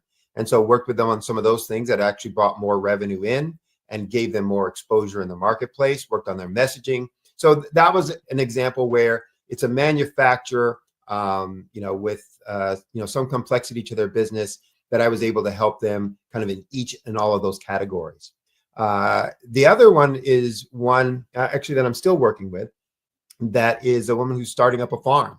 It was the first time that I'd ever worked with a farmer, as part of my business consultation or consultancy. And, so everything from startup and helping her identify what market she should be going in and why, helping her with the business planning, helping her with kind of securing funding and going out and pitching that business plan to different funders for grants and for loans, et cetera. Working on the operating model. Okay, how are you going to grow these? And again, even though I've never been in farming, it's operations. So it's what's going to be your cycle, what's going to be your process for that, what's your cost structure for that. If that's your cost structure, what your pricing, needs to be, who you're going after in terms of the target market, what are their needs, yada, yada, all those kinds of things. So again, it was one of those things where it was holistic. And that's what I really love doing, is working on their entire business issues, because everything is integrated, everything is connected. And if you are going to work on resolving an issue, it's going to have a connection with some other aspect of the business.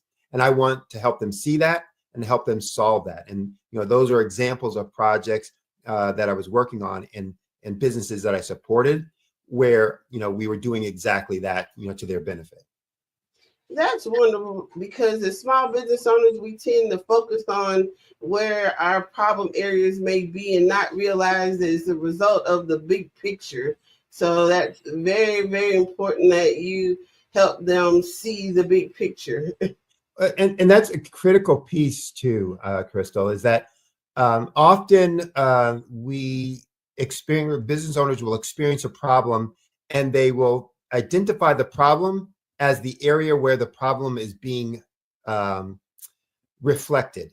So because I see it there, then the problem is from there, and the problem may be caused somewhere else. And an example of that, I was called in, for a business company. The owner called me in and said, "Hey, we have an issue with our inventory and our inventory management." And I asked, explain a little bit, and they went into some detail that they were getting a bunch of buildup of inventory, and they weren't quite sure, why they weren't managing it properly. They had this MRP system that was the materials requirement planning system that was put in place, and all this kind of stuff. So I asked them to send me some numbers, send me their reports. I looked through those, and I said, they don't have an inventory problem. And so I went and I spent a day at the plant with them, walking through their business, just to confirm the things that I saw from the reports. And then I presented to them, and I presented that you don't have an inventory problem. What you have is a compensation problem. And they really looked at me like I was crazy. And I could tell they were ready to throw me out, as if I didn't know anything. And so I thought, well, I better explain it to them pretty quickly, because I don't think they're going to give me much more time. So I then went through my explanation. Here's what's going on. As I look at your numbers, here's what you did last year strategically. You, initiated a new program, a new product that you started selling. And when you started selling that, you had a whole business plan around that how it was going to shift your business. Now, this is not stuff they told me. This was stuff I was finding through the numbers. And then they were nodding their heads like, yeah, we did. Yeah. How did you know that? And I said, but here's what started happening. Your salespeople were selling the same things they'd been selling last year, not consistent with what your business plan was for this year. And the reason why is because they were still being compensated based on their commission structure was still based on the old products from last year. And they were making more money off of those old. And when they're making more money off of that, they're going to sell that. And that was different than what you were forecasting, and therefore different than what you were ordering, and therefore different than what you were scheduling in your production operation. And so that created the bottleneck. It's not that you weren't managing it properly. You weren't managing your compensation structure to match what you were asking the business to do. And so it was an example. And at that point, they're like, oh my gosh, that's true. That's what happened. And then they were able to resolve it, solve it, and move on with their business. But it's one of those things where you really have to look at root cause, not just, it shows up here and therefore the answer or the problem is here. No, it shows up here, but the problem was caused maybe somewhere over here. And you need to understand that and how these things are connected so you can go in and actually solve the root cause of a problem, not just the symptom of a problem. Wow, that seems so simple, but it required a lot of thought and study into the total process again. Absolutely. And that's what I work with my clients on, is let's look at the whole system. What are you trying to accomplish? Which is also why I use and how I use revenue and profit, to keep folks focused on that. So this is what you're trying to do. You're trying to get to this kind of revenue, kind of get to this kind of profit. Let's talk about all of the ways that happens, what the systems are for making that happen. and then let's go through and put in the right systems and the right solutions within those systems so that you can achieve the things that you've envisioned for your business. So what is your approach to implementing Six Sigma and total quality management in organizations? So, again, I came up initially through operations because I had an undergrad degree in engineering, and then my MBA was both operations management and human resource management. And so it was really about, making systems work, making processes work, and understanding, how to get efficiencies out of that. So in my manufacturing, life and experience, did a lot of work with Six Sigma, statistical process control, all of those things to understand, again, how to measure the effectiveness and the efficiency of systems, and then how to use that information to then go in and make changes so that you can now start improving on the outcomes and the results. And so I use that. When I'm working with businesses now, I talk about my ability to double their profits in less than a year. And I do that with a concept that I call small changes to big things. And that concept of small change to big things comes out of my work with the techniques and the methodologies out of Six Sigma, statistical process control, and some of these other quality assurance kind of methodologies. So it's understanding how the systems work, going in and being able to first stabilize a system by saying, here's what makes this outcome occur. And therefore we need to control these things, these factors, these variables, because they are what drive those outcomes. And if we can control each of those variables, then we'll control the outcome. And now that we know how to control the outcome, we can now start moving that outcome to any place that we want. And so I do the same thing with businesses from a revenue and profit standpoint. That just says it's not now a manufacturing operation, it is a complete system. And so the outcomes we're trying to control are revenue and profit, and most specifically profit. Because if I can make $100 and keep 99, that's a whole lot better than me making $1,000 and keeping 50. I don't care about the revenue. I'm really caring about the profit. That's what I get to do, something with.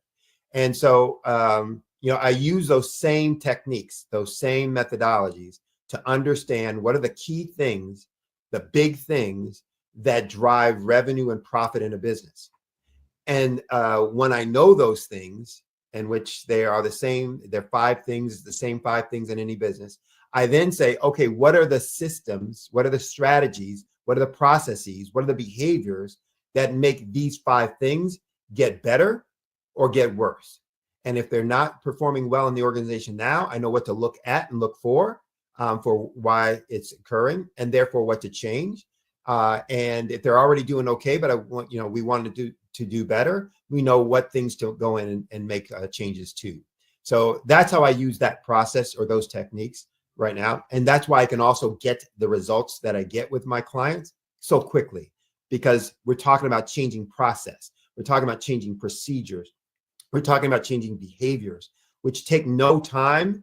As soon as you decide you want to do it, you can do it. It takes no money, because I don't need to go buy something to change my behavior. I don't need to go buy something to change the system that I use or the process that I use. And so I can implement these things quickly. I can have impact on them quickly, and I can get results on them quickly, and therefore be moving forward in the business. So what would you say is the most important business skill a leader should have to navigate complex situations? Ooh, the most. I have to pick from maybe 2. I might cheat on this one and say, not one, but a couple. I guess one is good problem-solving skills. The ability to really see and assess what the issue is. That's an important piece. But then the next piece is just as important. It's adaptability. How do you adapt what you are doing to correct and address the issues that you're identifying? So both of those things are important, but used in used in a logical way. So I do a talk that I call the 3Ds, and 3Ds for success. And in there, I talk about dedication as one D, discipline as a second D, determination as a third D. And dedication is simply commitment to a goal, an outcome. That if you're going to be successful, there has to be something that you're committed to, that you're not going to minimize, water down, settle for, or settle on, et cetera, et cetera, et cetera.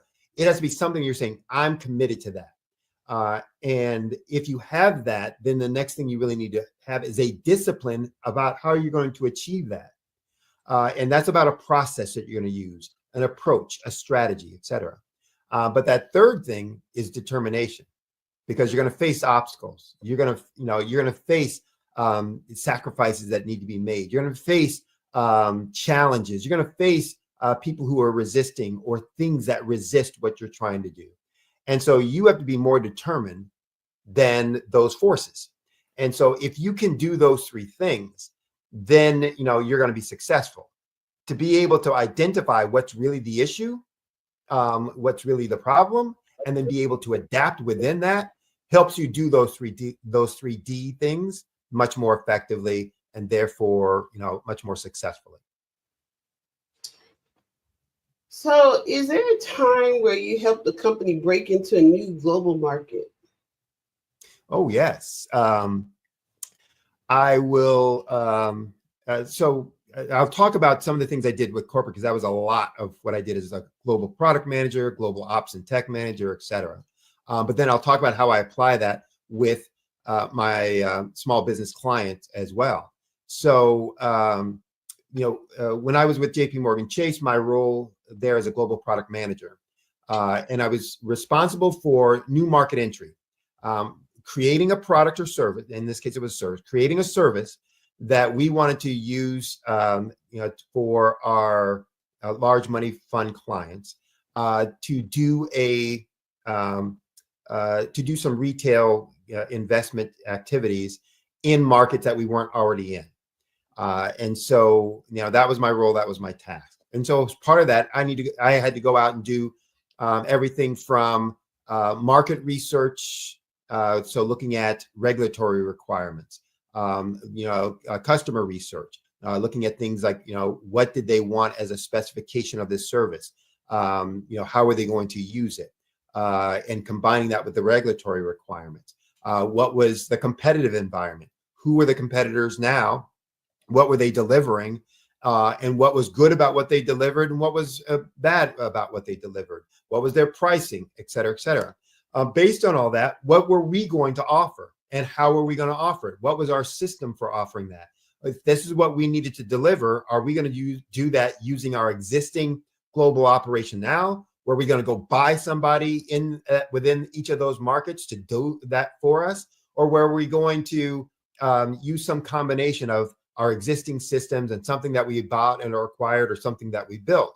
And so then I had to pull all that together, and then we went out and sold that. So that was an example of what I did on a enterprise-wide, Fortune 50 company level in all these markets in Europe, in Asia, and Latin America. But I take that same approach when I'm working with my small and mid-sized business clients when they're going into new markets, whether those are global or just different segments within a market, the domestic market here in the U.S.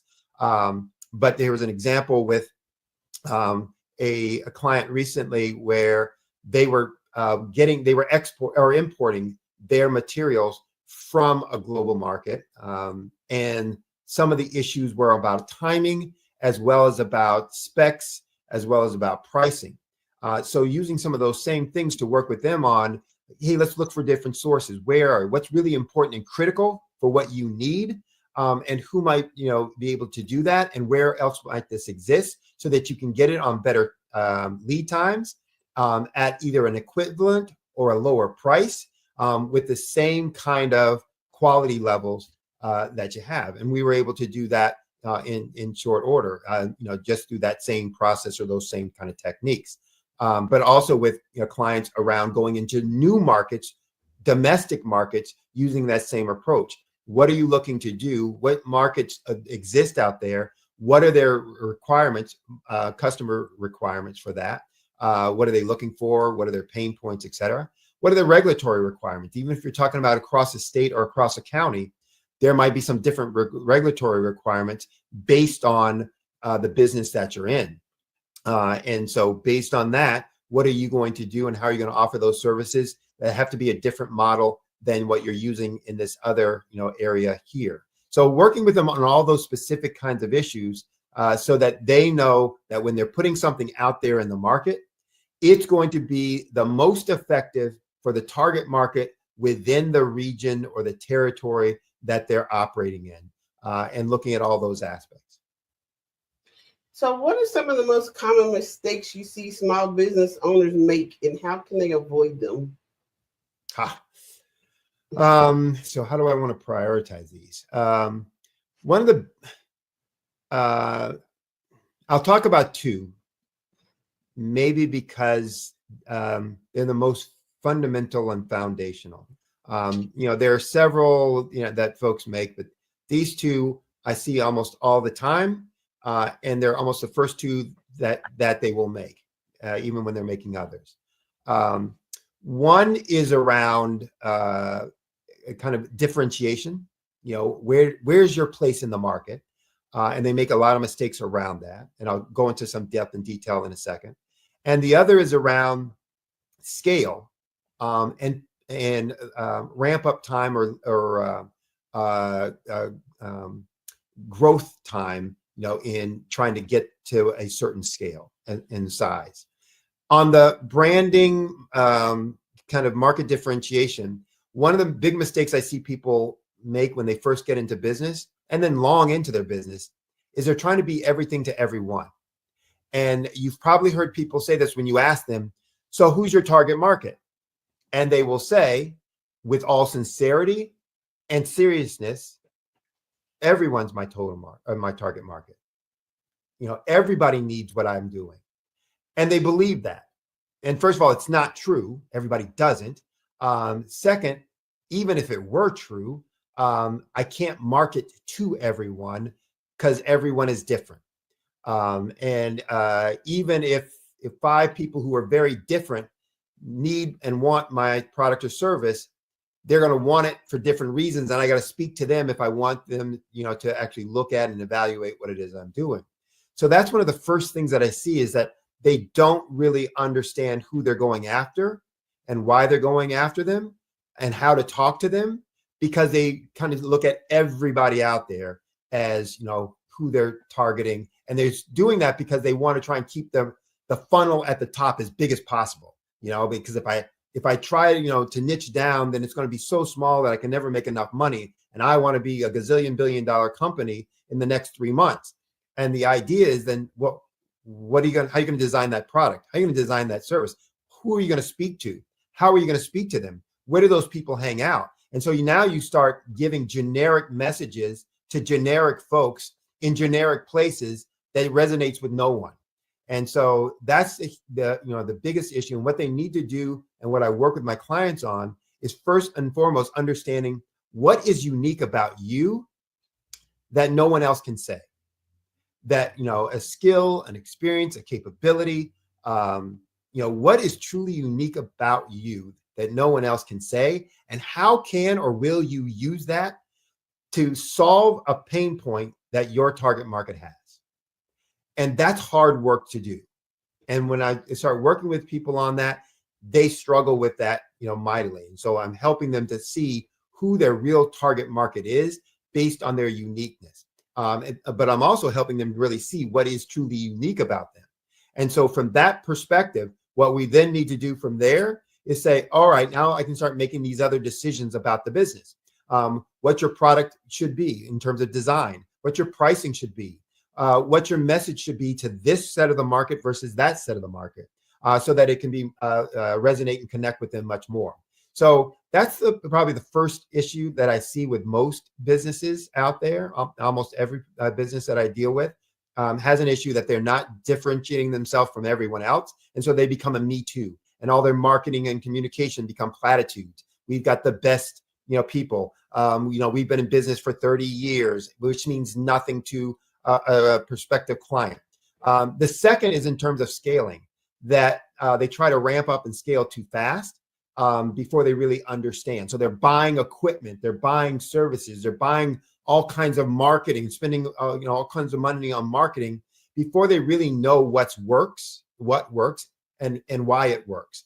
And so I often tell folks, one, outsource as much as you can initially, so that frees up your time to really work on the business, and that you don't get bogged down in that.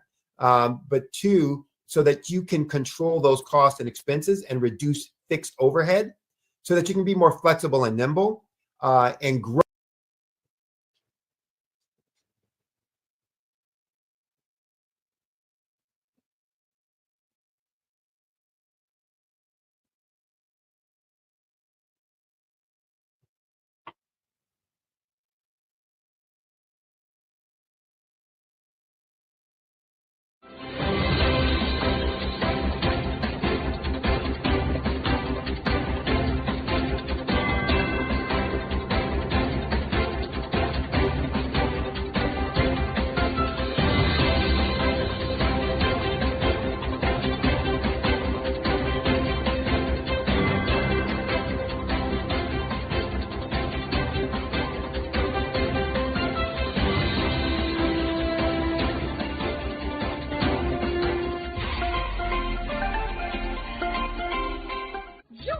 Dr. Eric Kelly III and a host of phenomenal speakers from all around the globe for this 7-day virtual event that you don't want to miss.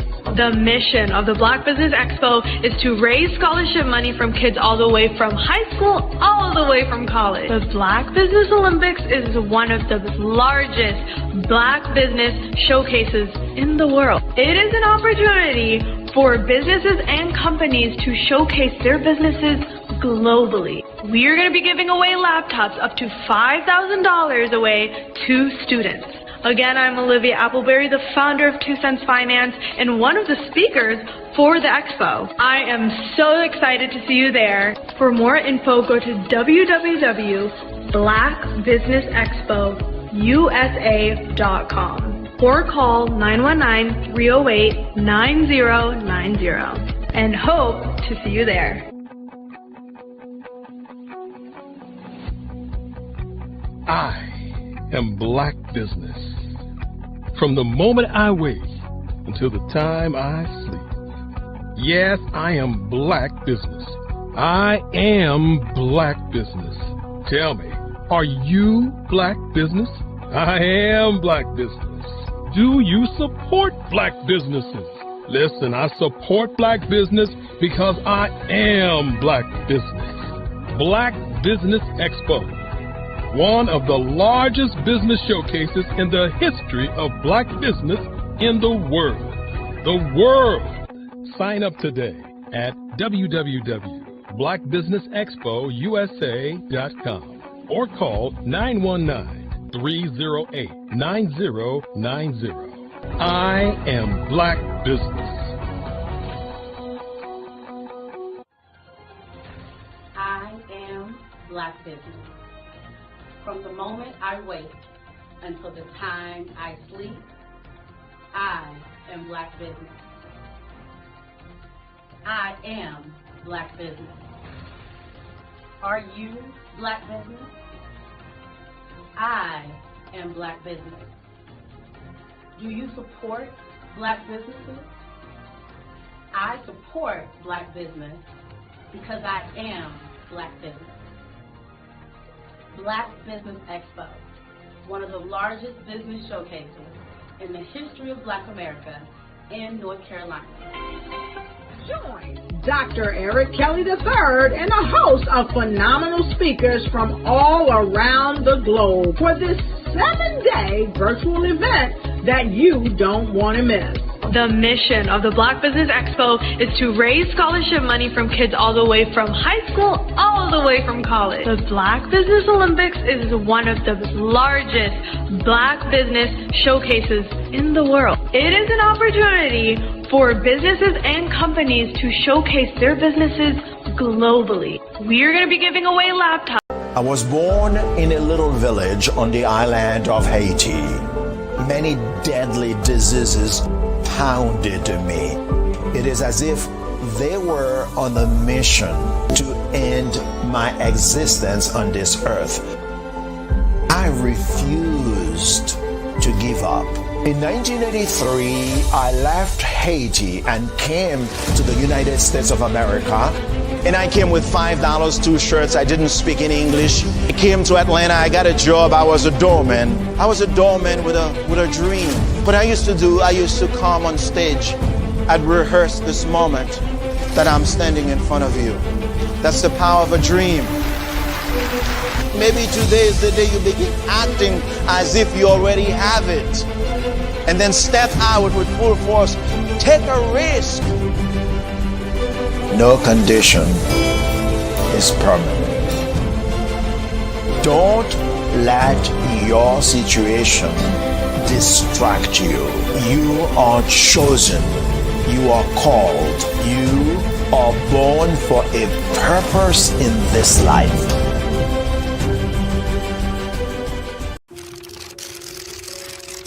Bravery is not the absence of fear, but the ability to overcome it.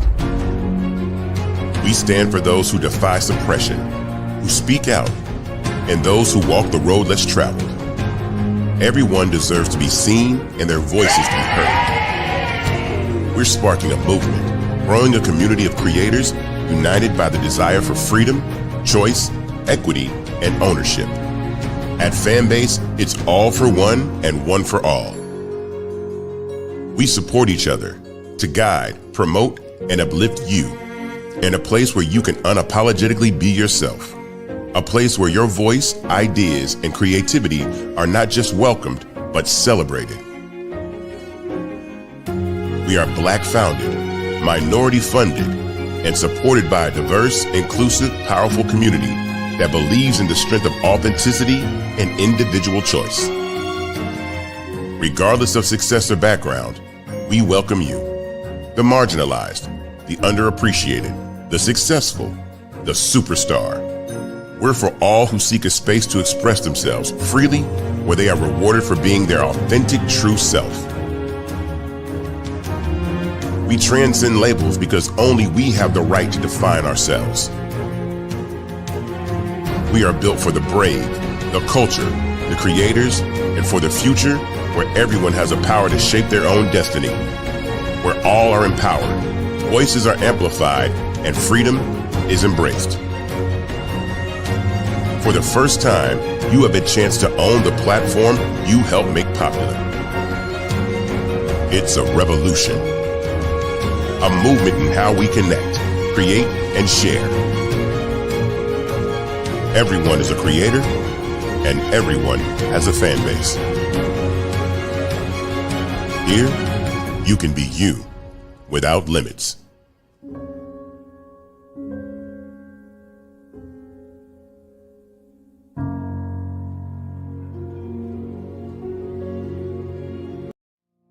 Did you know that approximately 333.34 million businesses exist today, according to a report from 2021? And you may be one of those businesses, or maybe you're not in the business market yet, but you're aspiring to be a business owner.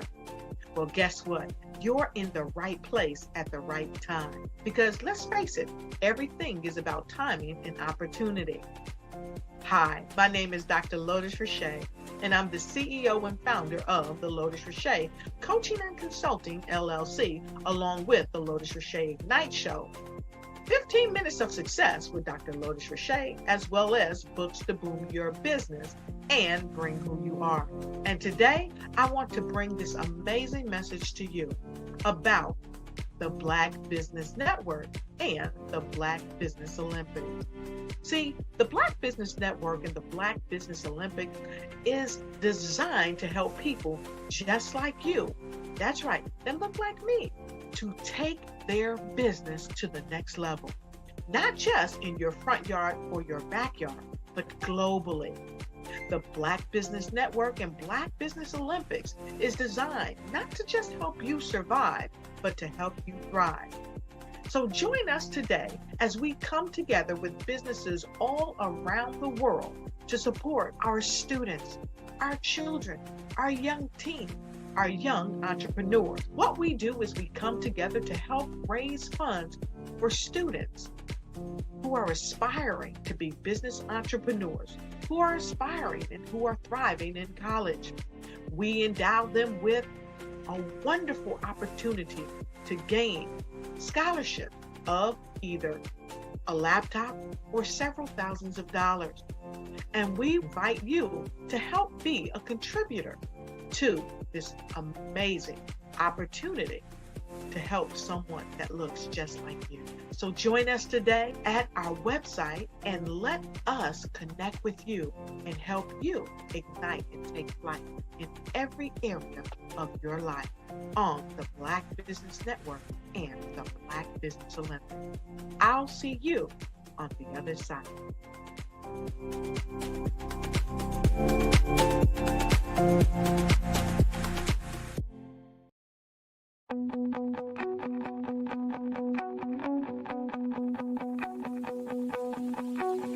See you guys in about 30 minutes. I am Black Business. From the moment I wake until the time I sleep. Yes, I am Black Business. I am Black Business. Tell me, are you Black Business? I am Black Business. Do you support Black businesses? Listen, I support Black business because I am Black Business. Black Business Expo, one of the largest business showcases in the history of Black business in the world. The world! Sign up today at www.blackbusinessexpousa.com or call 919-308-9090. I am Black Business.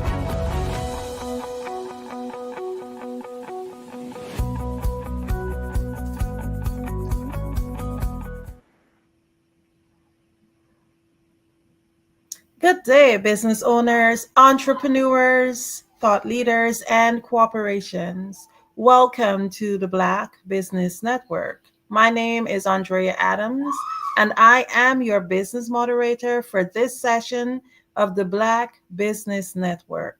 The Black Business Network is a 24-hour business network showcasing businesses, business owners, entrepreneurs, and thought leaders worldwide. We have speakers from North Carolina, London, Singapore, Africa, Japan, and cities all over the United States. The Black Business Network is a global community sharing its business knowledge to empower, inspire, and educate businesses about business. Our next guest is none other than Karen Glaze, and she is an authoress, author, and visionary founder of Coach Glaze, a transformative coaching powerhouse with over 14 years of experience. She is also the founder of the nonprofit Operation Transform. Her journey began in the midst of adversity. Through coaching, she rose above her challenges and harnessed her potential. Coach Glaze wasn't just a business idea. It emerged from Karen's conviction that life should be lived by design and not by default.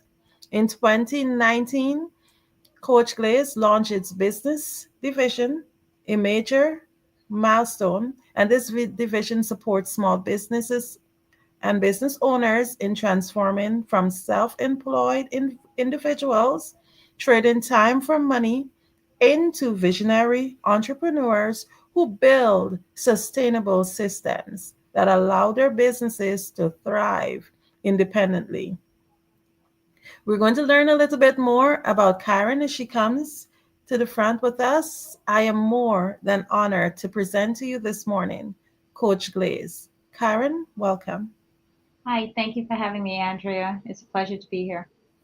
It's a pleasure to have you. Wow. What an amazing bio. Now, we're just going to be diving in to learn a little bit more about you this morning and the things that you're doing and how you're transforming the world every single day. I'm just so excited. So, we're going to start first a little bit with your personal journey and what gave you inspiration. So, what inspired you to start Coach Glaze, and how did your personal journey lead you to this point? So there were two pivotal moments in my life that created who you see before you today. The first one is I was in a 9 to 5 job. It was a decent 9 to 5 job. And at the same time, I was going through a divorce. However, I knew there was something else that I wanted to do. I just wasn't fulfilled in my career. I knew there was something more I should be doing, and I just couldn't put my finger on it. In addition to that, unfortunately, what most of us face in our African American communities, my sister was killed because she was going to testify at a trial and she was only 21. And it was through that, like I said, through adversity, that I discovered my true calling. Losing someone so dear to me for something totally senseless, I'm sorry, just because she was going to testify at a trial.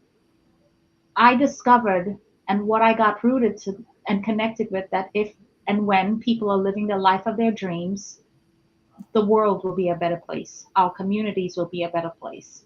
And that became my purpose. Wow. Wow. Condolences to you and your family. I cannot imagine what that would have felt like, but it's through adversities that we tend to make our most pivotal changes. Yeah. Now, can you share with us what were your biggest influences throughout your life, and basically what how were these influences impactful in shaping your path?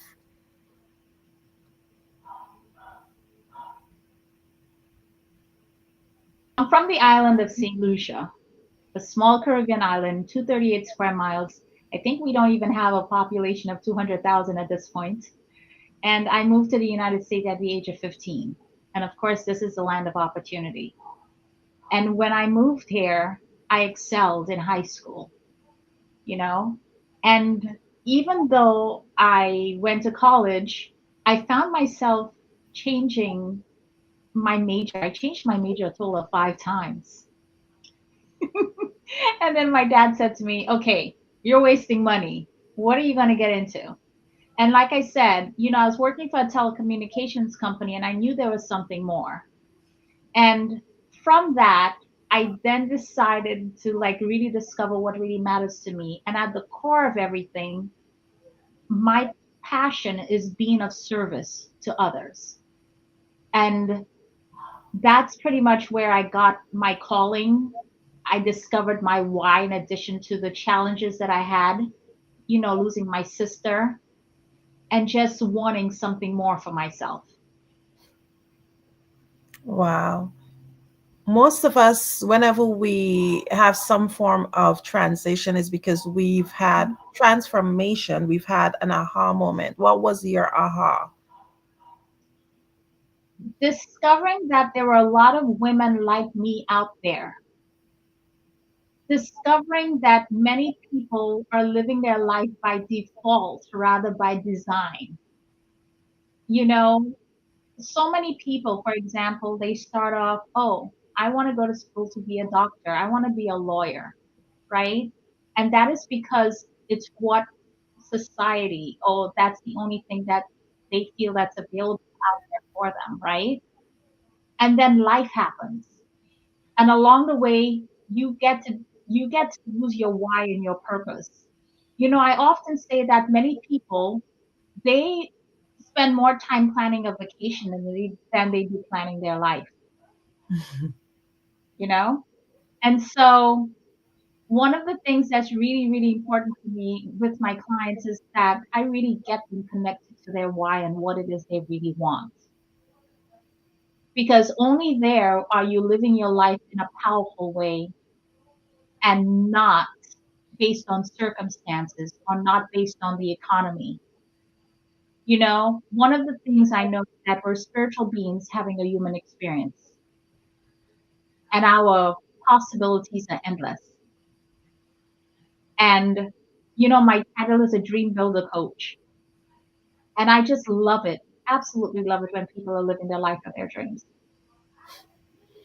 Amazing. I understand a little bit of psychology, and with the Simon Feud concept, it says that that is one of that's what makes life meaningful to us when we're able to serve others, to help others. It's actually outside of us in Mhm. where we find our purpose. So I'm absolutely loving that.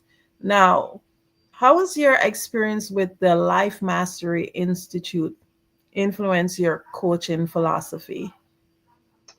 So the story about that is it was really, really difficult for me to find a coaching company that was aligned with my values. And again, this is actually how I discovered it's like I believe God works with us and guides us once you get connected to your why and what it is you're out to accomplish. And so when I found Life Mastery Solutions, it's now Brave Thinking Institute. What I loved about it is that the whole organization totally aligned with my values. And that's a key important thing, based on integrity, based on fun, based on harmony, all aligned with making a difference. And that is the foundational transformational work. It's an excellent institution, and I have nothing negative to say about it. I'm totally grateful that I found them along my way and my journey to becoming a coach. Amazing. So there's a very, sometimes we call it cliche, but a very popular term that people use that says living a life you love. Mhm. And that term means a lot of different things to a lot of different people. Just share with us, what does that mean to you personally? What makes you feel more alive? What is aligned to your core values? If you could be doing anything without even getting paid for it, what would that thing do? What would that thing be? Just being in the inquiry of that, that is what I mean by that. I'm loving it. So, what is the core mission of Coach Glaze, and what sets it apart from the other coaching programs? Why should we come to you? It's all about living your life that you're meant to be living. My commitment and my team's commitment is that we're committed to transforming one life at a time. And as I said before, when each and every human being is living the life of their dreams, living their purpose, I believe the world will be a better place. Our communities will thrive. There'll be no more hunger. You know, I listen to, I'm not sure if you're familiar with a Christmas song, My Grown Up Christmas List. No More Lives Torn Apart. Like the words of that song is so powerful. And that is my life dream. It's not just my Christmas dream, it's my life dream that we live this world better than we found it. I absolutely love that. There's a popular saying that says, if you want to make the world a better place, you got to give the world a better person. And I can see that in you. You're definitely working on you first and ensuring that you're able to give the world a better person. So you have a signature program. Mhm. Can you walk us through what that program is? If we're under Coach Glaze program, what is it that we should be expecting? Wow, which one do you want me to go with? I have a few signature programs. Wow. See, All I right. told you. The core one would be the Dream Builder program. That is where it's the key because there are 4 stages to the dream building process. The first phase is the blueprinting phase. It's somewhat like this, knowing exactly what it is you want. It's like if you go to an architect and you say, hey, I need you to draw out my house. I need a house. They're going to need a plan of exactly what it is you want. So in the first phase of the dream building program is that we have you go through the dream building phase, to have you discover what it is you really want. Then, of course, there's the planning, really owning and really believing that it is possible. Okay? Then we go to the next phase. You could literally say that it's the building phase, where you're actually putting everything together. And then the final phase is the becoming phase, where you realize that you're the one who's in control of everything around you, and you have the power to manifest your heart's desire. That's amazing. So, when working with you, what transformation does your client really experience? Discovering something they never thought was possible. And the reason why I say that is because I just came back from New Jersey, where one of my clients, she literally started a dance company in the middle of COVID. Everybody thought she was crazy. However, with me believing and I'm going to use her name Yolanda, discovering that she had the possibility and the ability to dream and to create, she set out on that mission. And this year we celebrated 5 years of her being in business, and she had an awesome recital with 500 people in attendance. So that's a major success story. Like, who does that? You're absolutely right. That is indeed very, very much so a landmark story. I absolutely love it. It's very, very encouraging. It just reminds me of thinking into results because, and also think and grow rich, because all these principles are based on creating, thinking, and just doing it. So I absolutely love that. Now, how do you incorporate the principles of this program, the Dream Builder program, into your business model? Well, Coach Grass was a dream. Coming from a small island, coming here to the United States, and like really having everything at literally, I say the world is my playground.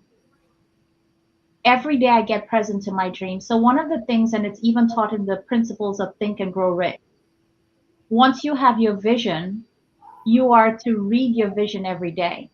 So that's something I do every single day. I read my dream, whether it be the long version or I have a shortened version. And one of the things that I say, I love play. So I always say the world is my playground. Abundance is everywhere. I literally take time to myself every day and I meditate. And I encourage all my clients to do that, where you spend time with Source. And when I say Source, some people may want to call Source God. Some people may want to call Source the universe. Some may call it infinite intelligence. There are many different ways. Or you may even say Source is love. And getting connected to love and what really matters to you is what's really driving me. Absolutely amazing. I am definitely feeling everything you say. I have something called the life script that I read every single day. And I also have my goals. Always I can pull it somewhere within hand's reach most of the time. So these are definitely foundations that we need to be able to keep us solid. And of course, the meditations and get into Source. That's where it starts. Now, somebody told me you have a journal, a dream building journal. What inspired you to create this journal? All right. So it was actually created from one of the programs that I wrote myself, not something I got from Life Mastery Institute. It was from me discovering what really worked and how I broke through creating the life and the abundance that I have today. And so many people, in my experience, we need a support system. we need a group, partners in believing. So when you don't believe it's possible, you have a community around you that believes in you and knows exactly what's needed. And so inside of the dream building program, there are the dream building journal, there are a few principles that I have in there. One, you want to be able to track your success, track your wins every day. Definitely, you want to take 5 baby steps in the direction of your dreams. And so every day, everyone who has a journal, they write 5 action steps that they're focusing on every day. And I call that your C-type goals. Okay? There's another part to that is you definitely want to practice gratitude, because when you're grateful, you operate on the frequency of abundance. And the caveat to that is you want to be grateful. You can't write the same thing every day. Every day I challenge my clients to think about 10 things newly that you're grateful for every day. Because when you're grateful, you're operating on the frequency of abundance. And then another key important part is making a difference in the life of someone every day. So who do you want to contribute to every day? And then the final step in the dream building journal is that at the end of the day, you reflect on your day and you acknowledge your wins. It's always good to celebrate your wins. Wow, I am absolutely loving this. Loving this. I keep my C-type goals on my goal card, and that's what I usually have nearby. If I'm out on the go, I have it in my purse, but it could fit into my wallet. So it's important to keep these things close to you and to practice these principles. I'm absolutely loving this. Now, how do you help clients go from being stuck to stepping into their purpose and doing so with clarity? First of all, there's a process that I use where I get them to 0.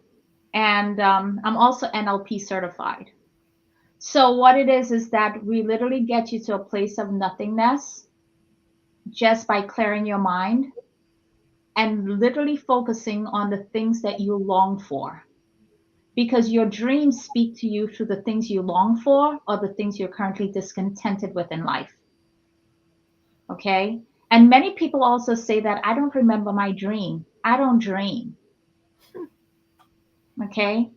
Here's the thing. We dream every night. You may not remember what you dream, but the more you get connected to source, the more you spend time meditating and silencing your mind, that's all part of the process. And so that's how I do it. There's a process to answer your question. Oh, yes. Wow. Now, I love the fact that you highlighted that we dream, because every moment we're dreaming, every moment we're creating. And this is something that I myself love to just bring to the awareness of others, and also making sure they write it down, because if we have it in our head, it's not fixed. So I absolutely love that. Now, what role does mindset play in the success of your clients and your business?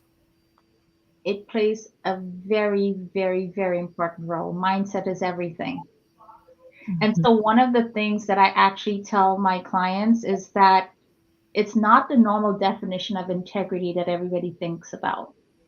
My definition of integrity, a big part of it is that you want to keep an empowering context every day, meaning you're not allowed to be disempowered while you're working with me. Yes, it may come up, but you have to give it up the moment you notice that it's there. And you want to think about something happy. You want to start operating at a higher frequency.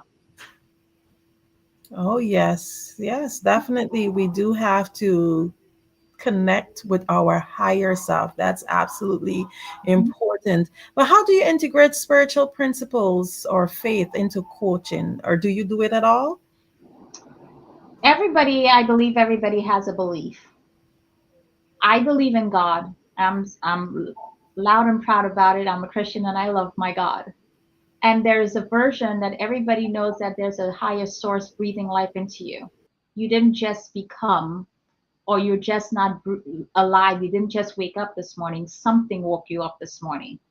So whether what your religion is, what your belief is, one of the things that I know like I know, like the back of my hand, is that we are spiritual beings having a human experience.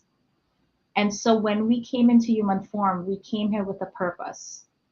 And I take what I do very, very serious in that I'm committed to every single human being discovering their purpose. Because again, it goes back to when you're living the life of your dreams, there's workability for everyone. Of course, of course. Okay, so you've been talking a little bit about the connection between basically between your business and your higher self, and we understand that those things are very much so important to be able to build that connection. So what is your process in for helping someone to design their life, their vision, and more importantly, live it? Not just designing it, but actually doing it. Well, the first phase is the blueprinting phase, getting you connected to what it is you really want, discovering what are the things that you long for, what you're currently discontented with in life. Okay? Once we get to the source of that, then we create a plan, because a plan is very, very, you create your goals, but then you also have to have a plan, and you want to be able to execute your plan. Along the way, you want to celebrate your wins, because whenever you're on the right road, your dreams, sometimes it doesn't come as easy as you think it would. And keeping motivated is the most important thing along the way. And here's the thing, I always tell my clients this other thing, and do correct me if I'm going off script a little bit, like if I'm not answering the question. It's really, really important that you focus daily and take your baby action steps. It all plays a role in your journey and your experience. And the other thing to know is this: there is no such thing as failure. There is absolutely no such thing as failure. I even say this: all your past experiences, everything you've learned, or anything that hasn't worked, I invite you to stop and think of, what did I learn from this? Because your past mistakes, or quote unquote so-called past failures, which, like I said, there's no such thing as failure, it's just feedback. It's feedback letting you know what's the next step. And you really get connected to that when you literally own and get connected to how great you are. Oh, yes. Oh, yes. Wow. So now you just mentioned about next step. Let's talk about next step in terms of your business. Can you tell us, like, what legacy do you hope to leave through your coaching work? Well, what's actually at the heart of why I do what I do? One of my mentors, I had to get interviewed to be part of a program. And the question he asked me is, why would I have you? Why would I choose you to be one of my mentees? And I said, what I'm creating, it may not happen in my lifetime. However, I am the pebble in the pond. When you put that pebble in the pond and you see the ripple effect, I want to know that my ripples keep going and keep giving, and it's endless. All right? And my passion, to answer the question, it's really when I work with even my business clients, for example, I always start with the end in mind. What is your legacy? And my legacy is my nonprofit, which is Operation Transform, where I teach young people and teens entrepreneurship from an early age in the Caribbean region. I always say, like, when I think about the Caribbean, where I'm from, the region, I'm not even sure why they call it a third world area. There's so many wonderful resources there. There are so many brilliant people there, and literally it's just an opportunity for the young people and teens that, are part of my Operation Transform program, that they get to discover that, look, you are the future of the world. And that is my legacy. I want to know that, when I get to heaven's gate, right?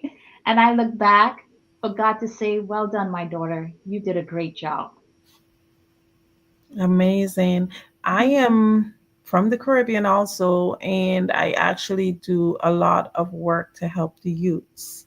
So I absolutely understand what you're saying, and I am in agreement that we are often referred to as the third world, but down to living conditions sometimes is definitely in many cases even better. So it's all a perspective, and I guess where people, based on what people believe and believe that they know.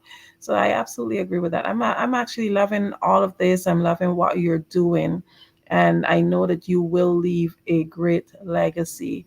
Can you share with us what was one of your most powerful client success stories? Well, definitely Yolanda was one of the ones that whenever I speak, I think of her. Whenever I think of her because she owns a dance studio. And like I said, I had the privilege of seeing my work through her. And I'm trying not to get teared up, but to see something that was just a flicker of a dream manifest to where she had like about 120 students participate in a recital with 500 people in attendance. That totally blows my mind. And I do have other success stories. Like I have another one where this young lady came from Barbados. She had to leave her children behind. And she came to the United States to make a better world, better life, a better world for herself. And when she didn't think it was possible, she was met with so many different obstacles. And I mean, being homeless, not knowing when her next meal would come, to really owning her own cleaning business now. And when she called me earlier this year, she goes, guess what? I closed on my house. That's another success story when I think of her.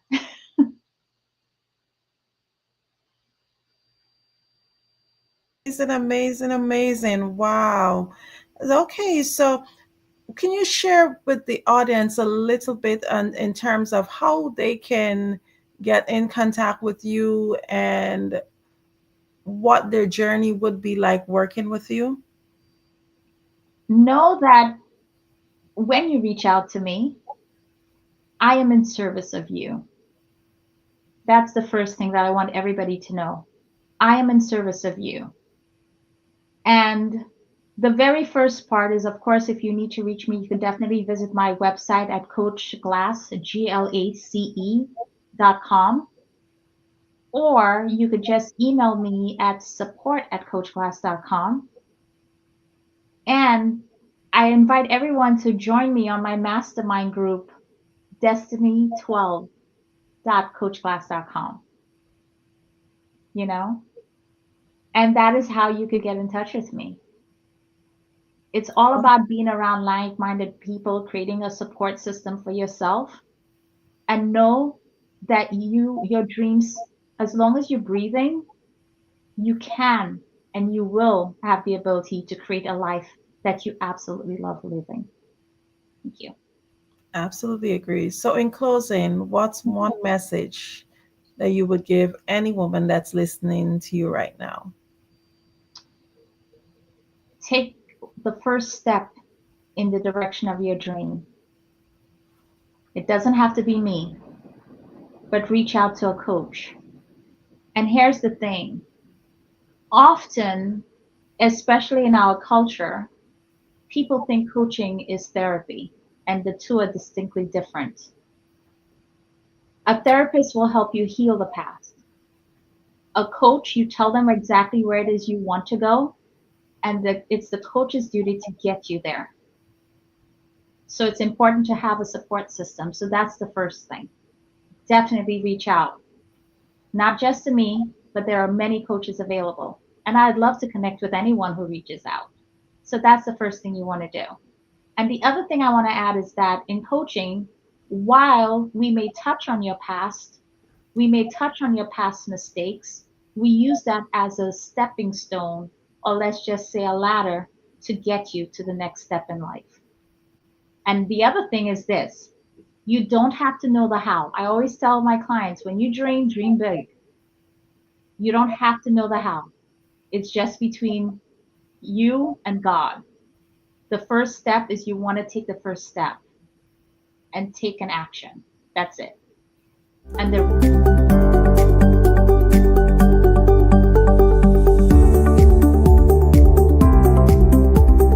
My name is Katie Bennett, and I own Lexicon Presents Publishing.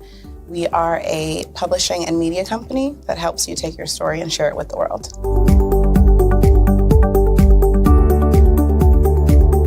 You know, for a while, I just had my family telling me to just hang it up, get over it, you know, and I had no support. And it was in your program that I really understood the necessity for having that help, having that support. And so now I actually feel like a CEO as we scale, as our clientele changes, as my company is opening doors for other people to, you know, take care of their families. It's just completely changed from just a mom who was publishing books.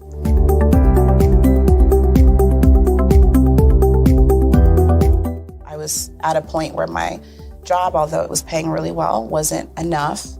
And my business was always in the red, and I was tired of it. And so I came in just hoping to get some sort of help to just not end up in the red every month.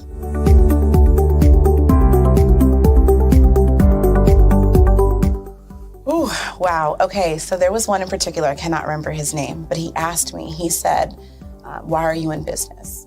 And I told him that I wanted to make a difference and I want to help my community. And he let me ramble on for a while. And then when I was done, he was like, okay, all of those things are great. They make you a humanitarian, not a business owner.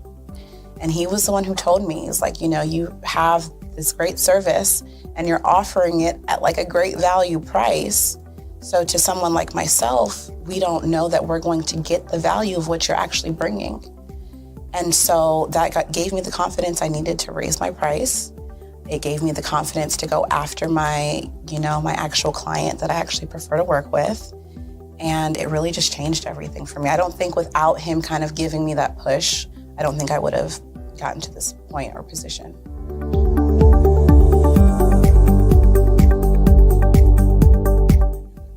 Wow, the benefits is just having a coach that holds you accountable. They set goals with you. That's been my favorite part. She has amazing experience, you know, and so she brings her strategies and her ideas, and she helped me narrow down, you know, what services I actually wanted to offer, how I could actually continue to offer it, how many clients at one time could I have. All of the information that she's given has just really transformed my entire company. And so I know I would have never gotten to where I am today and having some of these partnerships that I'm, you know, having now without her help.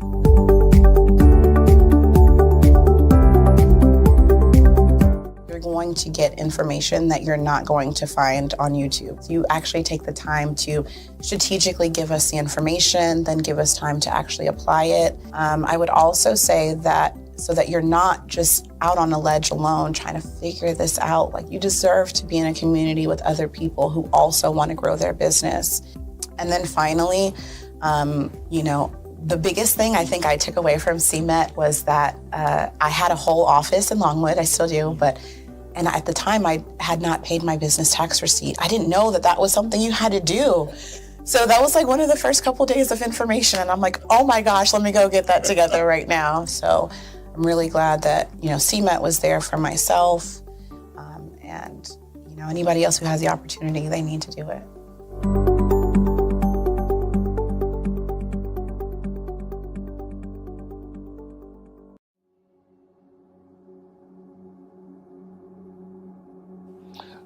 I was born and raised in southeastern West Virginia, the coal fields. My father was an AME minister. For me, I was very fortunate. Even though I grew up in the segregated South, I was surrounded by flourishing Black businesses, doctors, lawyers, bankers, dentists. They were all there and they were all successful. And I guess that's part of my dream, is to see that success come back. My name is Joseph Simmons, and I am the founder of the Center for Micro-Entrepreneurial Training. We have this moment in time where we can change the trajectory of people. And our focus is on women, Black and brown entrepreneurs, and their access to capital, their ability to build thriving businesses, the ability to employ people. There's a study that showed that in those three communities, especially Black and brown communities, $1 stays in those communities for 30 minutes. In white community, $1 stays in their communities for 8 hours. So think about it. For you in a Black or brown community to get gas, to get food, to go to a restaurant, you've got to leave your community, take those dollars out of that community and take it to another community that's already being well served. So if we can reverse that, if we can go from 30 minutes to an hour to 2 hours, that's progress. That's what we need to do. I was with SCORE, and then in May of 2020, of course, the events happened in regards to the murder of George Floyd. The other thing that I was experiencing was the denials of federal funds for small businesses. And it revolved around one thing. These businesses were not being prepared for grants and for government programs. And I came up with the idea for the Center for Micro-Entrepreneurial based off those two things. Morgan Stanley had a report out in 2020, first quarter, and it talked about there were 3 groups that were massively devastated by COVID-19 on their business. That was 1, women, number 2, Black, and number 3, brown entrepreneurs. The research showed that they had less cash on hand, they had less opportunity to go into a bank and get money, and they were very dependent on family and friends to keep their business up and running. If we can focus on those 3 groups, then we can have a dramatic impact on our communities. Really, the focus is on 3 areas. And those 3 areas are 1, the people, number 2, the courses, and number 3, a support network. Here at CMAT, we will provide you with the fundamentals for generational success. And you will be creating a vibrant community by attending our 5-day immersive training course.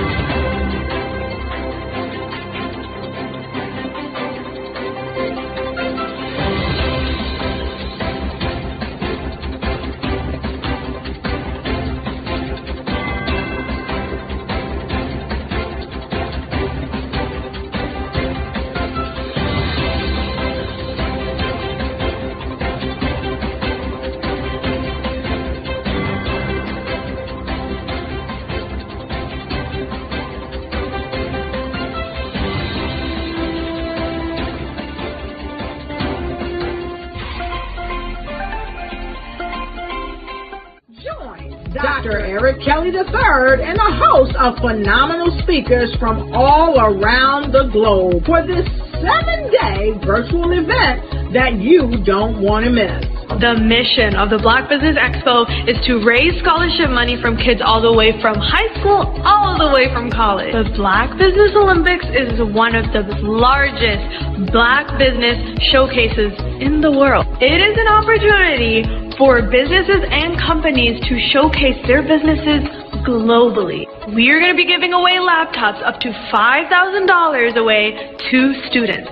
Again, I'm Olivia Appleberry, the founder of 2 Cents Finance and one of the speakers for the expo. I am so excited to see you there. For more info, go to www.blackbusinessexpousa.com or call 919-308-9090 and hope to see you there.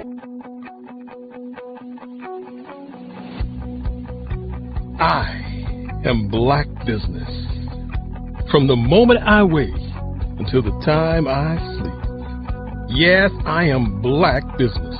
I am Black business. Tell me, are you Black business? I am Black business. Do you support Black businesses? Listen, I support Black business because I am Black business. Black Business Expo, one of the largest business showcases in the history of Black business in the world. The world! Sign up today at www.blackbusinessexpousa.com or call 919-308-9090. I am Black business. I am Black business. From the moment I wake until the time I sleep, I am Black business. I am Black business. Are you Black business? I am Black business. Do you support Black businesses? I support Black business because I am Black business. Black Business Expo, one of the largest business showcases in the history of Black America in North Carolina. Join Dr. Eric Kelly III and a host of phenomenal speakers from all around the globe for this 7-day virtual event that you don't want to miss. The mission of the Black Business Expo is to raise scholarship money from kids all the way from high school, all the way from college. The Black Business Olympics is one of the largest Black business showcases in the world. It is an opportunity for businesses and companies to showcase their businesses globally. We are going to be giving away laptops up to $5,000 away to students. Again, I'm Olivia Appleberry, the founder of 2 Cents Finance and one of the speakers for the expo. I am so excited to see you there. For more info, go to www.blackbusinessexpousa.com or call 919-308-9090 and hope to see you there.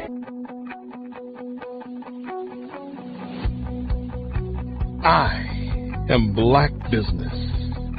From the moment I wake until the time I sleep. Yes, I am Black business. I am Black business. Tell me, are you Black business? I am Black business. Do you support Black businesses? Listen, I support Black business because I am Black business. Black Business Expo, one of the largest business showcases in the history of Black business in the world.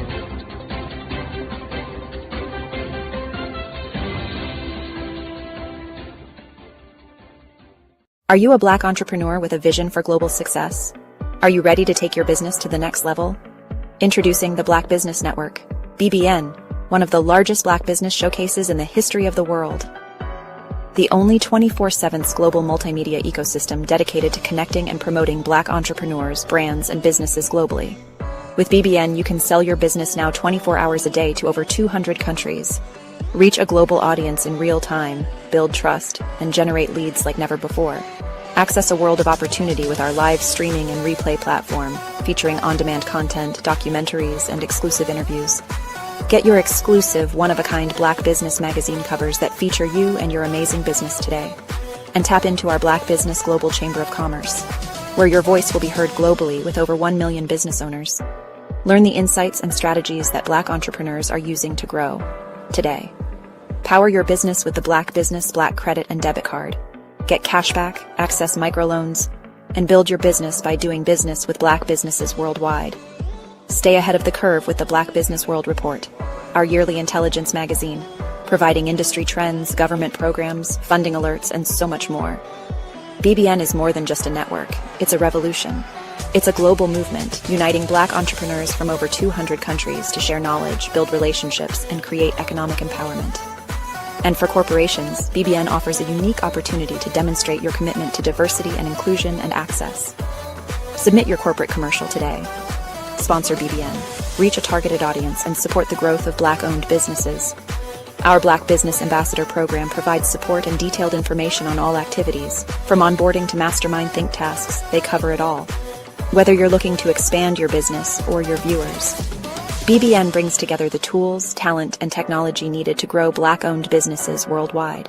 It's where we speak, sell, connect, and rise. Live and on demand. Join the Black Business Network today. Visit bxtv.org to learn more and unlock your global potential. Where business is broadcast live. Where the future is today. Call 919-308-9090 for your Black Business Fireside Chat today as we showcase your amazing business to over 200 countries. Black Business Network, one of the largest Black business showcases of Black business in the history of the world. Over the past few years, we've seen the growth of existing and new initiatives focused on financial inclusion, building global networks, and reducing the wealth gap in response to the idea there's not enough seats at the table. Whether their outcomes are to increase the representation of Black executives on corporate boards, ensure an inclusive global economy, or to create new U.S. African commercial pathways, the strategies are often carried out by separate programs. The question is, should they be? With the continent of Africa being home to more than half of the world's fastest growing economies, the youngest workforce, over 400 companies generating more than $1 billion annually, 700 generating more than $500 million annually that are poised for growth, and being the destination of nearly $5 billion in venture capital in 2021. Diversifying U.S. and Africa commercial engagement by building bridges between African businesses and their U.S. diaspora should begin being seen as mutually beneficial. From helping to reduce Africa's enormous capital gap to catalyzing two-way trade opportunities, the COVID-19 global pandemic hopefully has taught us that global challenges and opportunities are more interconnected than we thought. During the pandemic, African companies like Unicorn Flutterwave, insurance provider Reliance Health, ride-hailing app Yasir, and 54Gene, the continent's first bank of DNA on people of African descent, proved that when African companies have access to networks, capital, and information, they grow big, grow fast, and create solutions that are valuable to the world. This is why Be Direct was created. We are the first U.S.-based but African-centric board preparedness and board search company designed to connect U.S. Black talent and corporations to African businesses. Unique and fundamental to Be Direct's success is our process of helping board candidates adapt their experience and networks to an African context before they're connected to high-growth companies that are looking to locally and globally scale. From our focus groups with African business execs and government leaders, we don't ignore the sentiment that business is easy, but people are hard. Having a pool of board candidates with hard-to-access networks and extensive experience across the business life cycle, including successfully raising capital, is table stakes for an initiative like this. So yes, we have that. But corporate or entrepreneurial success in the U.S. does not guarantee success in Africa. Developed alongside industry partners on the continent, our training program, Be Direct Prep, is designed to transpose their experience to create cultural comfort, understanding, and a commitment to helping businesses in Africa scale. Our board governance sessions are African continental and country specific, integrated with cultural awareness and dexterity training, masterclasses led by African industry execs, and mentoring and coaching from African continental-based facilitators. But even more unique to Be Direct Prep, we cap off our training program with an immersion trip to help candidates that have not been to Africa before see and feel Africa's complexity and opportunity from African soil. We all know traditional network-based board placement has historically left a lot of us out of ever really being in the paid board pipeline. Our strategy supports the work of many great organizations that are successfully filling seats at U.S. board tables by creating more tables for those that are still left on the sideline. It's time to start seeing the role and value of U.S. Black talent and businesses on the continent of Africa differently. Old perceptions and habits limit economic inclusion. Let's transition Black talent and the African businesses they will support from the periphery of the global economy to its core. Living in a global lockdown, we all know now how fast local and global economies can change, and see the value of having businesses that hire, strengthen local value chains, and even grow globally. Status quo in any form holds back progress. We must democratize U.S.-Africa commercial engagement by socially and economically connecting cultures that have long been disconnected. It's time for Africa's U.S. diaspora to redefine their global value by helping African businesses scale continentally and globally.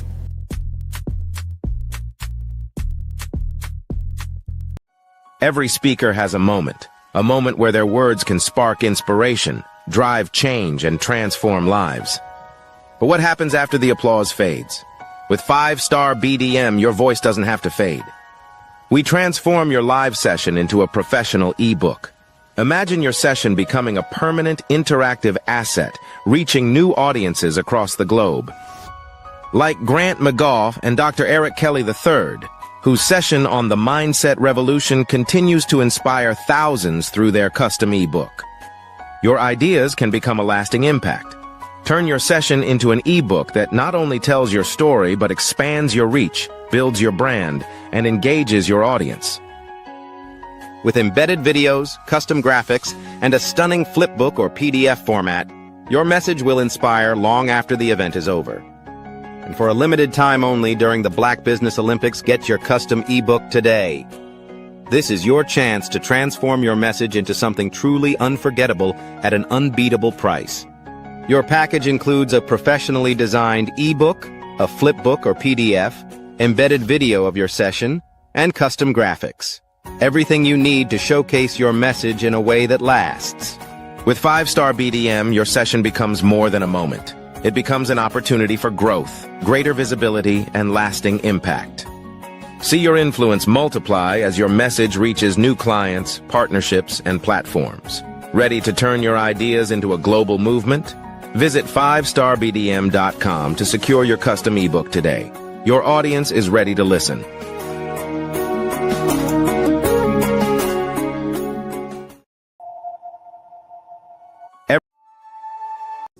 Follow the Brand TV broadcast host, Grant McGaugh, as he visits with top executives and entrepreneurs to find out their secrets of success with their personal brand.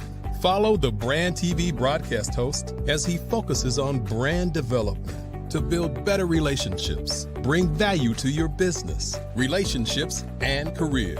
You will enjoy listening to each episode that is tailored to speak to you directly. If you're looking for this type of clarity in terms of building your brand, you have tuned into the right station.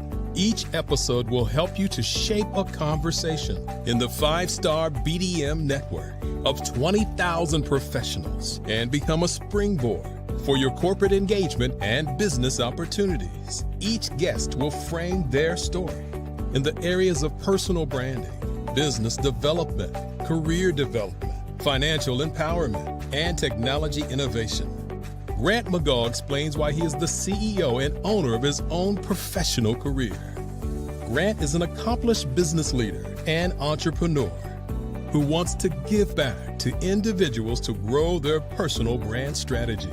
Tune in as he weaves his story about new possibilities, while to you exceed expectations. If you love storytelling, this show will make for fun.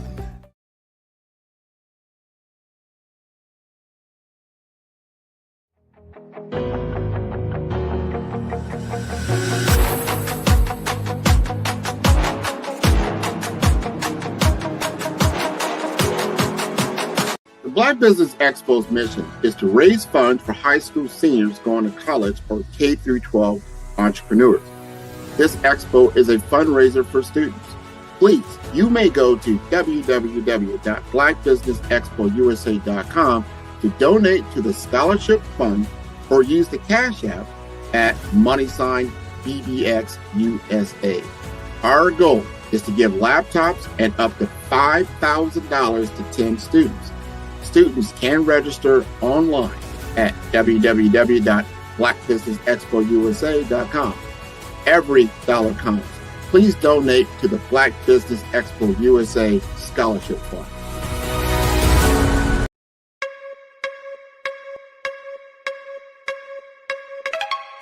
We're headed to the Holy City.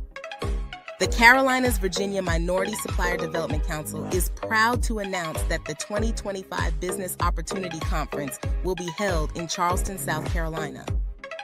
With support from our 2025 title sponsor, Sunoco, the event will once again feature the Scholarship Swing Golf Tournament curated by West Carey Group and Styra, and host the welcome reception at the International African American Museum. Tickets are on sale now. We look forward to seeing you in Charleston August 3rd through the 5th for the Business Opportunity Conference.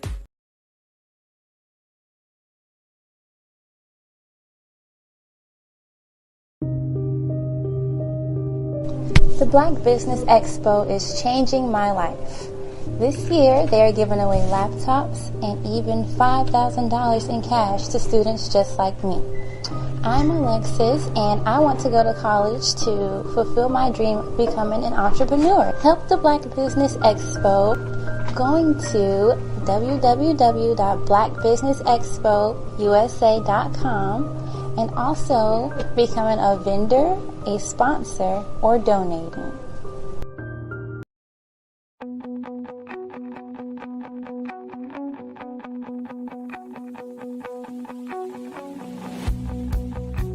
I am Black Business. From the moment I wake until the time I sleep. Yes, I am Black Business. I am Black Business. Tell me, are you Black Business? I am Black Business. Do you support Black businesses? Listen, I support Black business because I am Black Business. Black Business Expo, one of the largest business showcases in the history of Black business in the world. The world! Sign up today at www.blackbusinessexpousa.com or call 919-308-9090. I am Black Business.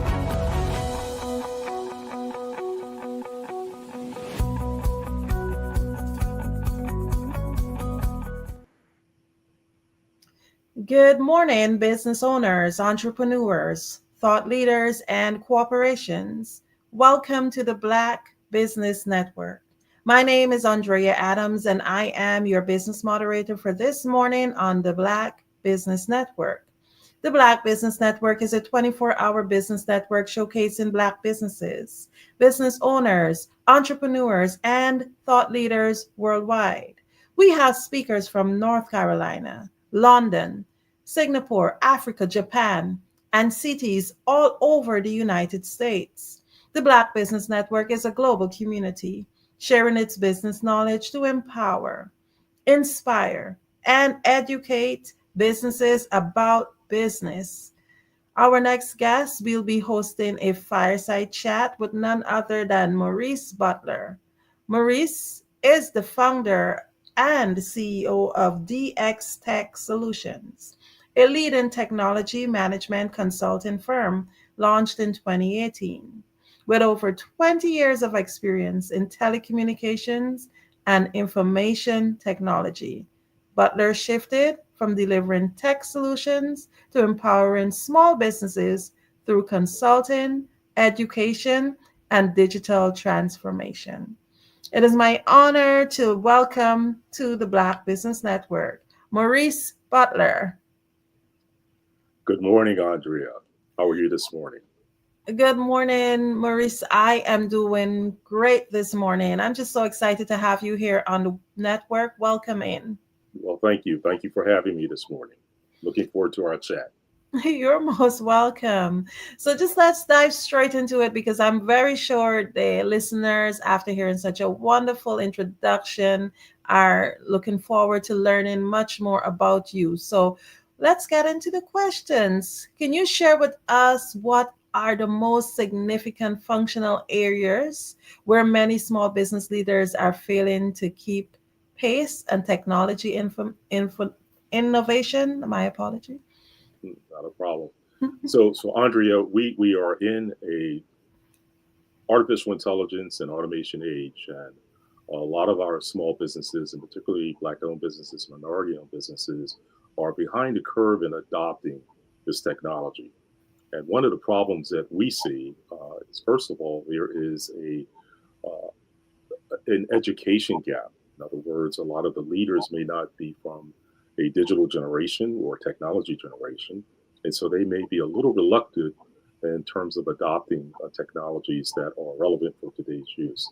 So that's one of the key problems that we would like to focus in on.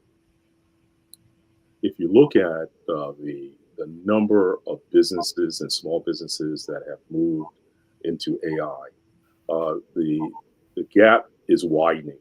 We as the Black community and those that are Black business leaders are not there. We're behind the curve. And so we need to step up our game and try to be educated and informed about how these various technologies can help us be more productive in the work that we do, as well as achieving outcomes, whether it's our marketing outcomes or our business or our operational goals. So I hope that wasn't too long of a winded answer to your question. No, it's not. It's quite informative. And I am always intrigued when I hear people talk about IT and AI and anything along that line, because the reality is it's something that we all should be paying attention to. So any information on it is great information. Now, can you share with us why have you listed Black business development, marketing, and sales as the first functional area where small Okay. business leaders are failing? Okay. Well, of course, if you don't have business, if you don't have revenue and income, that's the fuel for your business. Other than that, you just have an idea or a concept. So you should always be marketing and selling your products and services into the marketplace.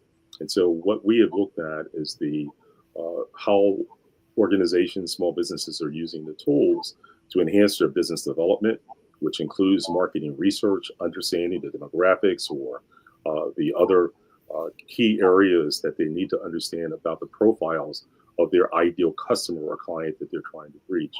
And so we are focusing on making sure that we help them create marketing plans and marketing strategies that make sense.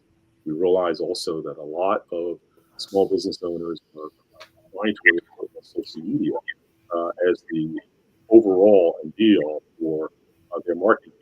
Marketing means a lot more than putting a post out. So we want to make sure you're working with small businesses to understand how to develop a marketing plan and a marketing strategy that's impactful, that's actually yielding outcomes that support the client. Wow. Now, the next question I'm going to ask you something that I believe I kind of have an idea of the answer. I think one extent might be some bit of fear, but I am just so interested in hearing what you're going to say. Why do you believe that small business owners and executives are so behind in adopting and using technology solutions in the functional areas that you've mentioned prior? This is my own personal opinion and observation. There's a generation issue. Many of the small business owners that we encounter and work with are from a generation where the technology knowledge was not there. The younger generation, okay, and the generation I'm speaking of, many of them are baby boomers, okay, and there's a large population of baby boomers that didn't grow up with technology, and they may be in the middle of their journey in terms of their business operations. So technology is not at the forefront of where they may believe they need to be in terms of using a tool for their business.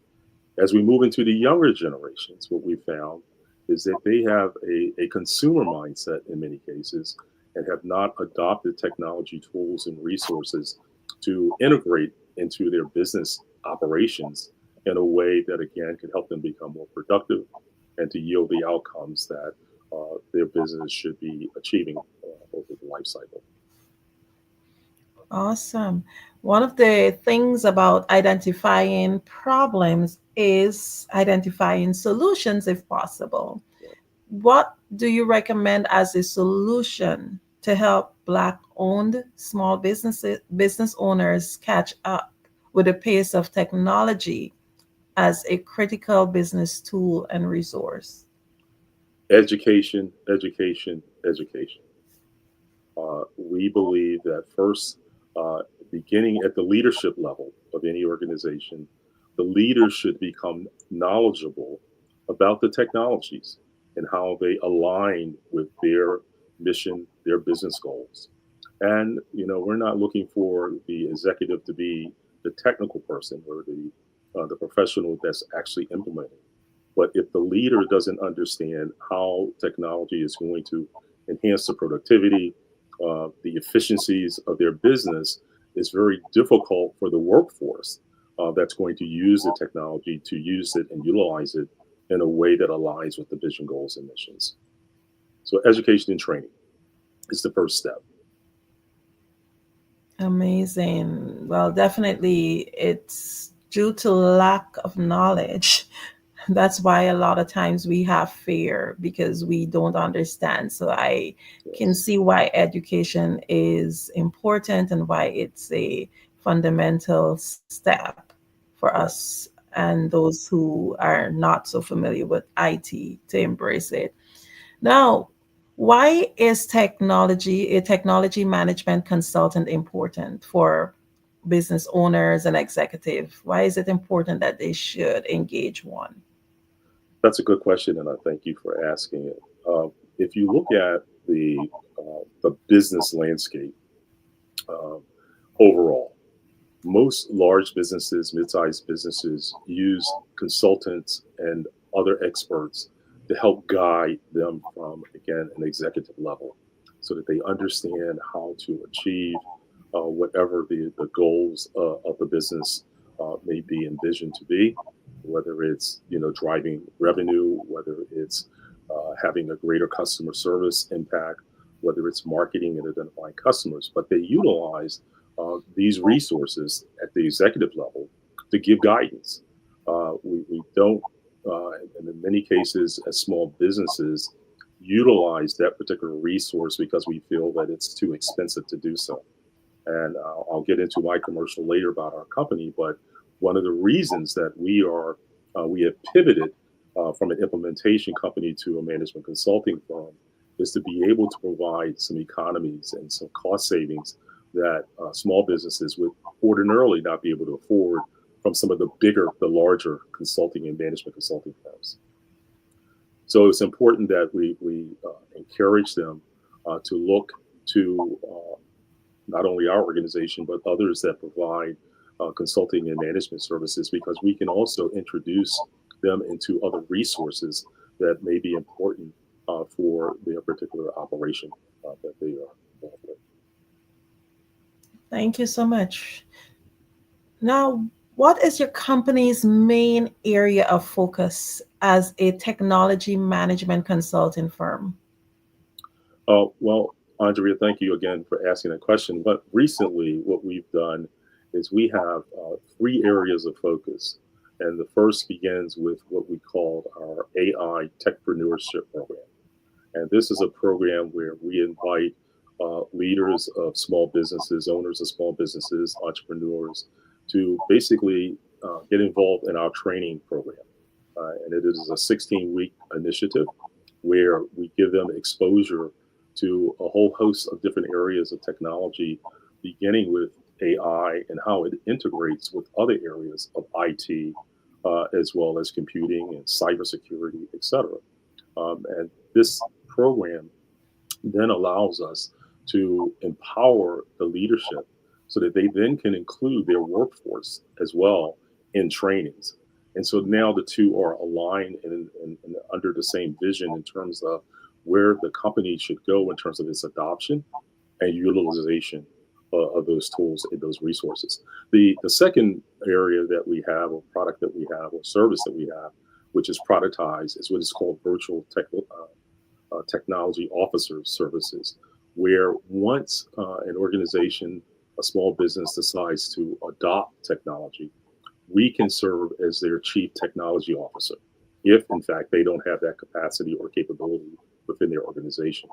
Now, in that role, what we basically do is we serve as the liaison between all of the service and product providers and the organization, so that we can make sure that the leadership, again, is actually getting what they had anticipated in terms of the functionality of the technology and its ability to solve the problems for the business to achieve the outcomes that the business is looking for. And so that's our virtual technology officer services, which is simply VTO.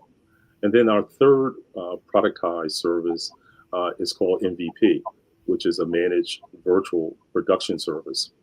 And in that area, it's particularly focused on the marketing aspects of a business, where we realize, the industry has realized, that videos are one of the most powerful communication tools in marketing and advertising. But a lot of small businesses don't have the capabilities to actually produce a quality video or messages. And so we help them to craft those messages, again, that marries and aligns to what their objectives are so that we can see the impact and how it yields the results that they're looking for. Wow, that's absolutely amazing. So I am seeing that you basically have a one-stop shop when it comes to IT, especially for executives and small businesses. Yes. Wow, that's quite amazing because you're covering all the different areas of concern that, especially someone who is not technologically inclined, all of those areas you are basically covering, including the virtual aspect of it from wherever you are. I absolutely love that. That's great. Thank you. You're quite welcome. One of the things or one of the challenges that many businesses face is people knowing that they exist. What has been your greatest challenge identifying and securing clients for your technology management consulting firm? Well, we sort of have to take our own advice. And what we've seen and looked at is what is our approach to marketing. And I will tell you, Andrea, thank you again for asking that question because it's one of my favorite questions. I am an old school marketeer. And so I've looked at social media and how social media is used for marketing. And I believe that a lot of small businesses and businesses in general have overused social media. We need to get back to some of the fundamental ways that we actually do marketing, which is picking up the phone, which is doing the research on a company, understanding who they are, what their needs are before we approach them, so that we can then add value to the conversation. And so we've adopted now some of the foundational principles of marketing, okay, in order to reach our clients or our prospective clients or our ideal client. And we're suggesting that to our clients that we have found, as well as those that will become future clients as well. I am only smiling because it's only last week I was in a group chat and I was saying the same thing. I really do believe that we need to really reach out to people. And that's one of the things that we have lost touch with, reaching out to people and doing things the way we did fundamentally. Somehow or the other, social media just leaves it out there for someone to come or to reach out to you first to some extent. So I absolutely love that concept, that idea.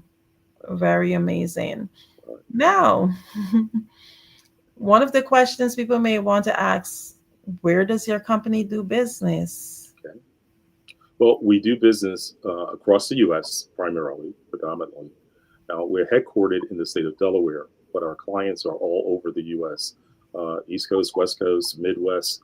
And so because of this new virtual environment that we live in, we are able to work with clients regardless of where they may be. And the cost of transportation is not that difficult. So when we have to do a face-to-face, we can get on a plane, get in a car, get an Uber, and drive to wherever we need to be to meet with a client. So we are basically a U.S.-based corporation or company, and looking to do work not only nationally, but also eventually internationally. Quite amazing. Now, is there a particular service or product that you would like to share with the audience that are listening in? And would you like for them to consider to contact you about a specific thing? Yes, specifically, we are launching and beginning to promote our AI techpreneurship program. And I'm encouraging everybody to contact us about that program. Now, the AI techpreneurship program is an online training, but the unique part about it is that we have partnered with a number of small business owners that are technology owners that understand technology. And what we've discovered in our collaboration is that, again, because small businesses and small business owners are sort of purchasing or procuring the sizzle of AI, they may not understand all the nuances of AI and how they're important to them incorporating it into their businesses in a way that makes sense. So our AI techpreneurship program covers all of the AI components that a business owner should be aware of, how it integrates with the tools and other technologies that are out there in their IT environment. Cybersecurity is a major piece. I don't know about you, but every probably 10 minutes, I'm getting a text message from somebody that's trying to hack me or get information from me, or an email. But cybersecurity is another major piece that if we don't understand how cybersecurity layers over AI, we should not adopt AI. Okay, a lot of people are using AI just for the Chat GPT functionality, but they don't understand how it's a tool that basically allows us to do much, much, much more. Okay, than simply ask the question and get a response. And so our AI techpreneurship program is starting again in September 8th of this year, but we are now accepting applicants for it. We're looking for business owners and executives. Bring your teams, okay? Because everyone needs to be upskilled and maybe even reskilled or skilled in the area of AI and what it means in terms of this entire IT digital landscape. And so thank you for allowing me to give the plug to that program. And I hope that my phone will start ringing as soon as we get off of this presentation so that persons can enroll in our program. Amazing. Can you share with the audience if they want to get in contact with your company to possibly be able to gain one of your services or to be part of your program that you're about to launch? How do they reach you? Okay, well, the old-fashioned way, we do have a phone, and the phone number is 302-370-0028, 302-370-0028. And if they would call, and if no one answers, just leave a message in the appropriate voicemail, but we will be back to you within 24 hours. You can also send an email to info@dxtechsolutions.org. That's info@dxtechsolutions.org. info@dxtechsolutions.org. I have to learn how to spell our name of our company.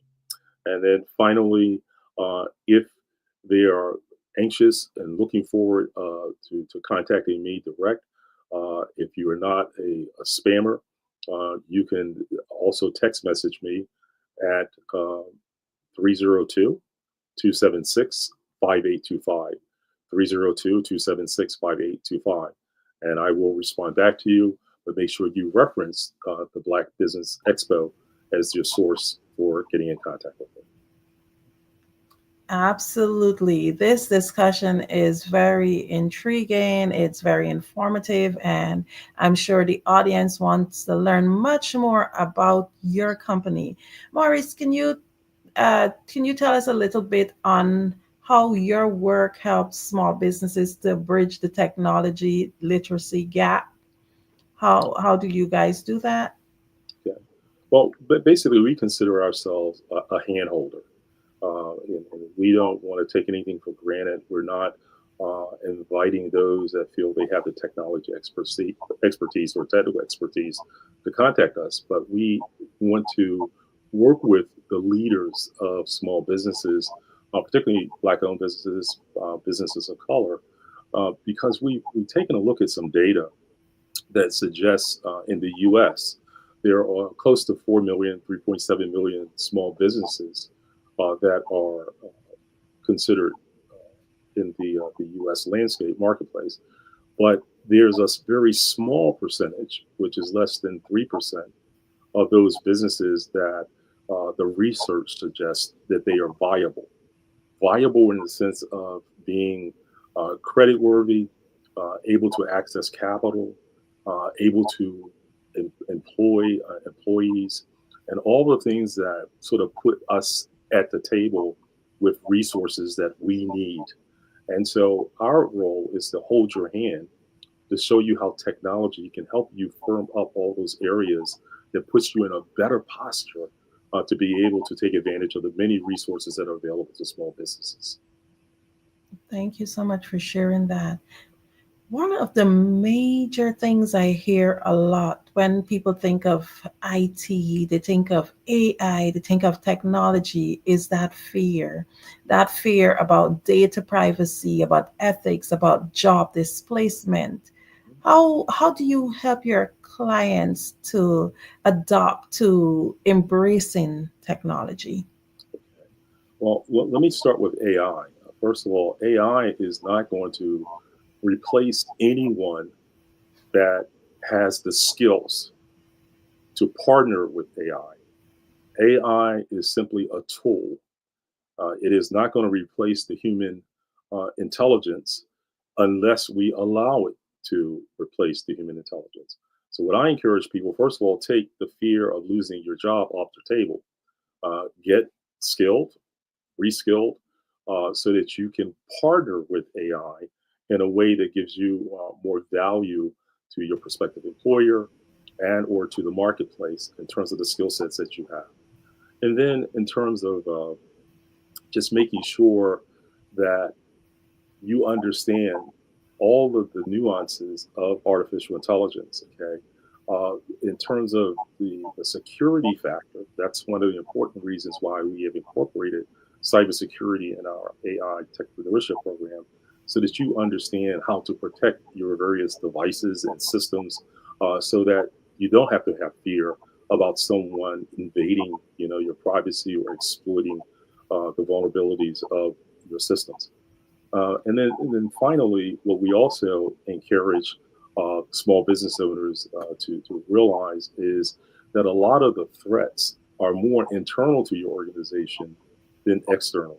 So there are things that you have to be able to do to protect yourself from those that have access to your information and your data that's within your own ecosystem. Okay, and so we will show you how to do that as well. Now, if there was a third part, you're going to have to pardon me because I forgot the third part of your question, but I hope I answered it as best I could. Yes, you have. Yes, you have. Okay, so how do you guide professional service firms and social cause organizations to stick within their mission, or to use AI in alliance with their mission versus then just chasing the trends? Because we have a FOMO thing that's going on now. So how do you guide them to stay true to their mission? Yes. Okay. So let's look at social cause organizations for a moment, and let's speak about workforce development. One of the passions that we have when we look at workforce development programs, we need workforce development social cause organizations to understand that the skills that persons need to be employed today involve technology. If they do not have a technology background or experience, it's going to be very difficult for them to be competitive in the marketplace. And so we want to work with those social cause organizations that are delivering those types of programs to help them understand how to skill up those that they are called to serve. And then finally, what we need to do is, when we're looking at tech companies and we're looking at organizations that have some technology focus, we want to make sure that we partner with them because they have requisite expertise in certain areas that we can collaborate with them to make their mission more focused on the bigger picture, which all of us should be, not only just generating income for ourselves, but making sure that we're creating work opportunities and job opportunities and business opportunities for the society. And, we get a lot of, take a lot of heat, particularly as minority businesses, small businesses, because when the others look at us, we're not creating jobs. We're not creating entrepreneur opportunities, business opportunities to be of value to the larger community. And so we need to be about that business, okay, and making sure that we can demonstrate that we have the same capacities as others to be a viable resource to the community. Wow. Now, I'm diving in a little bit into some of your secrets. I don't want to have you give up too much information without people signing up to be part of your course that you're launching the program. But would you be able to share with us what you believe is the most promising AI tech for small businesses? Well, first of all, that's a very difficult question to answer, because the first step is an assessment of their environment. If we don't understand what you do, how you do it, or plan to do it, you should run away from anybody trying to sell you AI as a solution, because that doesn't make sense. Okay? And again, what we make sure we understand first is the client's environment. You know, everybody may not need or may be ready to receive all of the different benefits of AI. Okay, so that's the consulting piece. Don't just buy it because it's a trend. Okay, see how it fits with your organization and allows you to achieve the results that you're trying to achieve. But if you invest, $10 in this solution because it sounds good, but it is doing nothing for you, what's the point? When we look at IT across the board, I'll give you an example. There are tools out there that a lot of workforces are not able to use because they've never been trained. The leadership has procured it, but they've never trained the workforce how to use it. And so now it's a technology that's been invested in, but the return on investment is a negative because the utilization is down. Wow, that's true. The training, that it comes back to knowledge, and that's very important. Now, a lot of small businesses, they tend to have what we call limited resources. How can how can they use AI tools to still drive transformation with limited resources? Well, first of all, AI has sort of leveled the playing field. The technology is not awfully expensive if you know what to procure. And what it is, again, AI is a partner with you, and it should not be the overarching resource or tool that you use in your business, but it's in partnership with you. So you need to understand how to use it to achieve goals. So if it's marketing, for example, how do I use AI to do research of a particular market, the demographics, the geographics, and other things that I need to know? Well, that tool can help you to do that.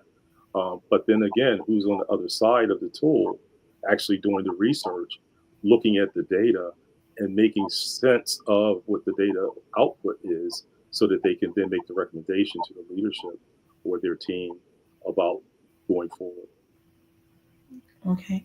I have a question that comes to mind a lot. Can AI be used to reduce the technology literacy gap? Can you use AI to literally help you to better understand technology? You can, but what I caution, again, is a lot of courses that are out there online about AI and promising that you can become an AI expert in, 2 weeks or 3 weeks or a month. I would caution you about that, because we need to peel back the onion and understand some things. AI birthed out of basically information technology. And so when we look at information technology, it has everything to do with software, databases, those kinds of technologies that you should have a good knowledge about. If you just basically try to jump in and become an expert in AI, you're going to have some failure points, okay, I would say. The best approach, again, there are a lot more companies, and I'm not trying to criticize them, that are offering online. But one of the things that we have done in our AI techpreneurship program is that you have access to experts like myself, okay, that can guide you through the fundamentals and the foundations of what those tools are. And then the other piece that I love to speak about, because I've heard this a lot, AI gives me information back that's not relevant to my community. Well, you have to understand that one of the core functions of AI is machine learning. And machine learning means that the technology has learned information that has been given to it and information sources that are out there. Now, let me just give a shout out to the Black community. If we have not given any information to the machine learning and AI, it's not going to give us things that are relevant to us. What I'm saying. Yeah. Wow. That's really deep. I've never thought about it that way. True. I've We're never not at the table. Wait, yeah. So everybody else across the globe is giving information and data and input into AI. We're running around saying we're scared. Okay. So we have to begin, to adopt tools and learn about tools and technology, not from a fear perspective, okay? But you never will learn how to swim unless you jump in the water. That is so true. No, how you also have a background in finance, Yes. not only technology. So how do you see AI being able to reshape the way like small businesses can use it to make financial decisions, like to strategize? All right. Well, again, the tools. You look at, and I'm smiling, okay, because the audience needs to understand I am a small business owner, and I have gone through all of the trials and tribulations of being a small business owner. And one of the things that we have not done well in many cases, not in all cases, as small businesses, is understand the financial models of our business. We don't understand bookkeeping. We don't understand leverage. We don't understand how to structure deals, even build our pricing models, okay, our cash flow. And so all of these things we need to learn about. And I believe the technology can help give an education, okay, to you about the things that you may not know, okay, and to be able to adopt them. It's also a way to help you create the different instruments and reports that you need to be compliant and to be able to demonstrate your viability. And so there's just a lot of different ways to use AI in the financial and business environment.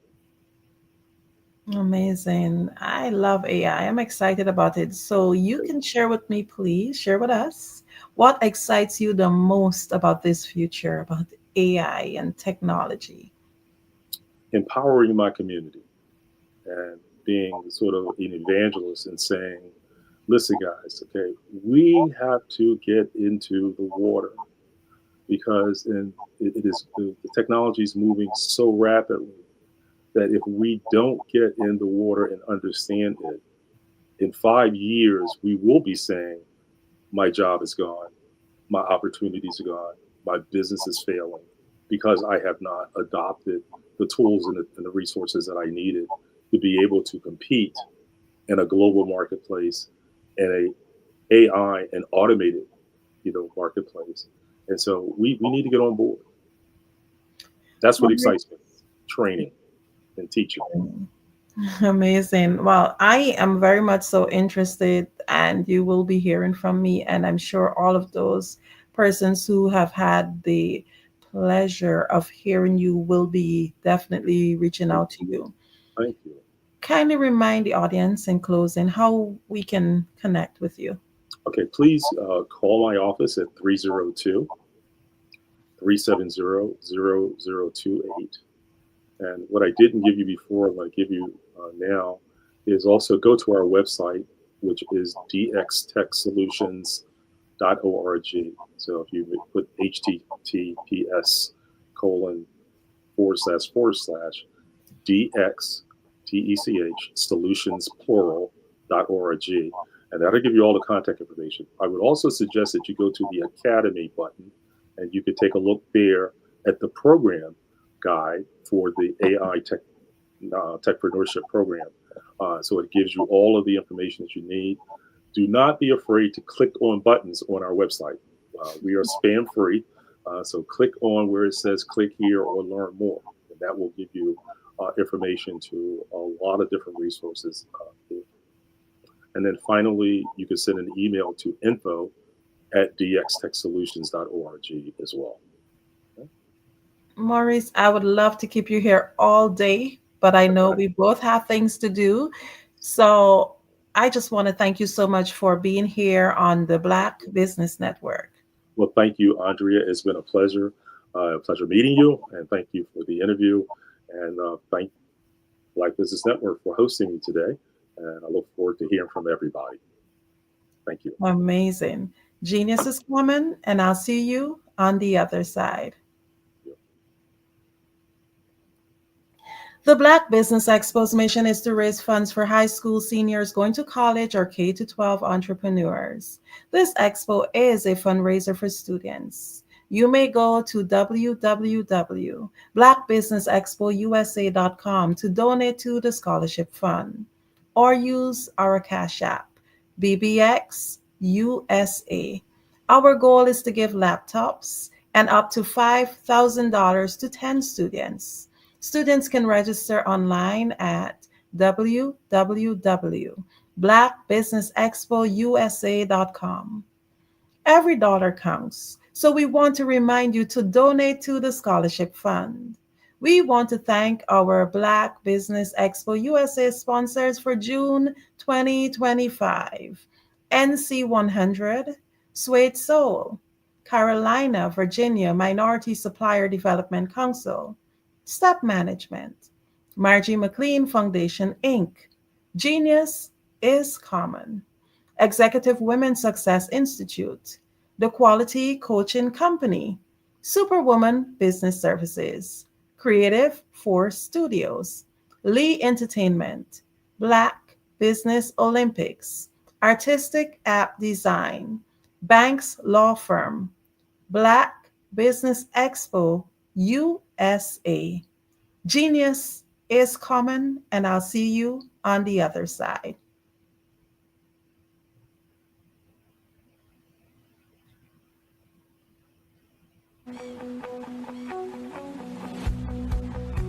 I am Black Business. From the moment I wake until the time I sleep. Yes, I am Black Business. I am Black Business. Tell me, are you Black Business? I am Black Business. Do you support Black businesses? Listen, I support Black business because I am Black Business. Black Business Expo, one of the largest business showcases in the history of Black business in the world. The world! Sign up today at www.blackbusinessexpousa.com or call 919-308-9090. I am Black Business.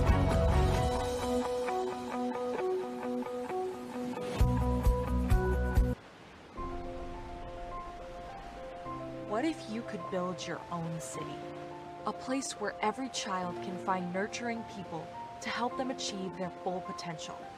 A place where every adult can access job training support, where health education is abundant, where social justice ruled the land. A place without limitations. Welcome. You have arrived at STEM City USA.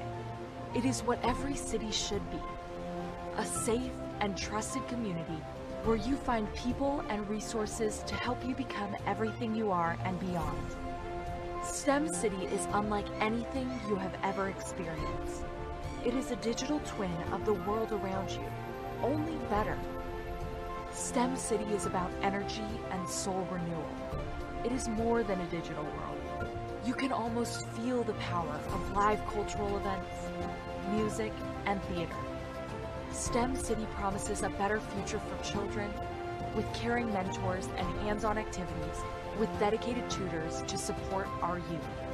STEM City is your passport to a healthy lifestyle with weekly events addressing our community's many issues. STEM City is your financial well-being with helpful information on wealth management, career advancement, job training, and so much more. STEM City is the community you deserve. It is the city where your dreams can come true. STEM City USA, a place in the sky that is accessible to all who reach for the stars.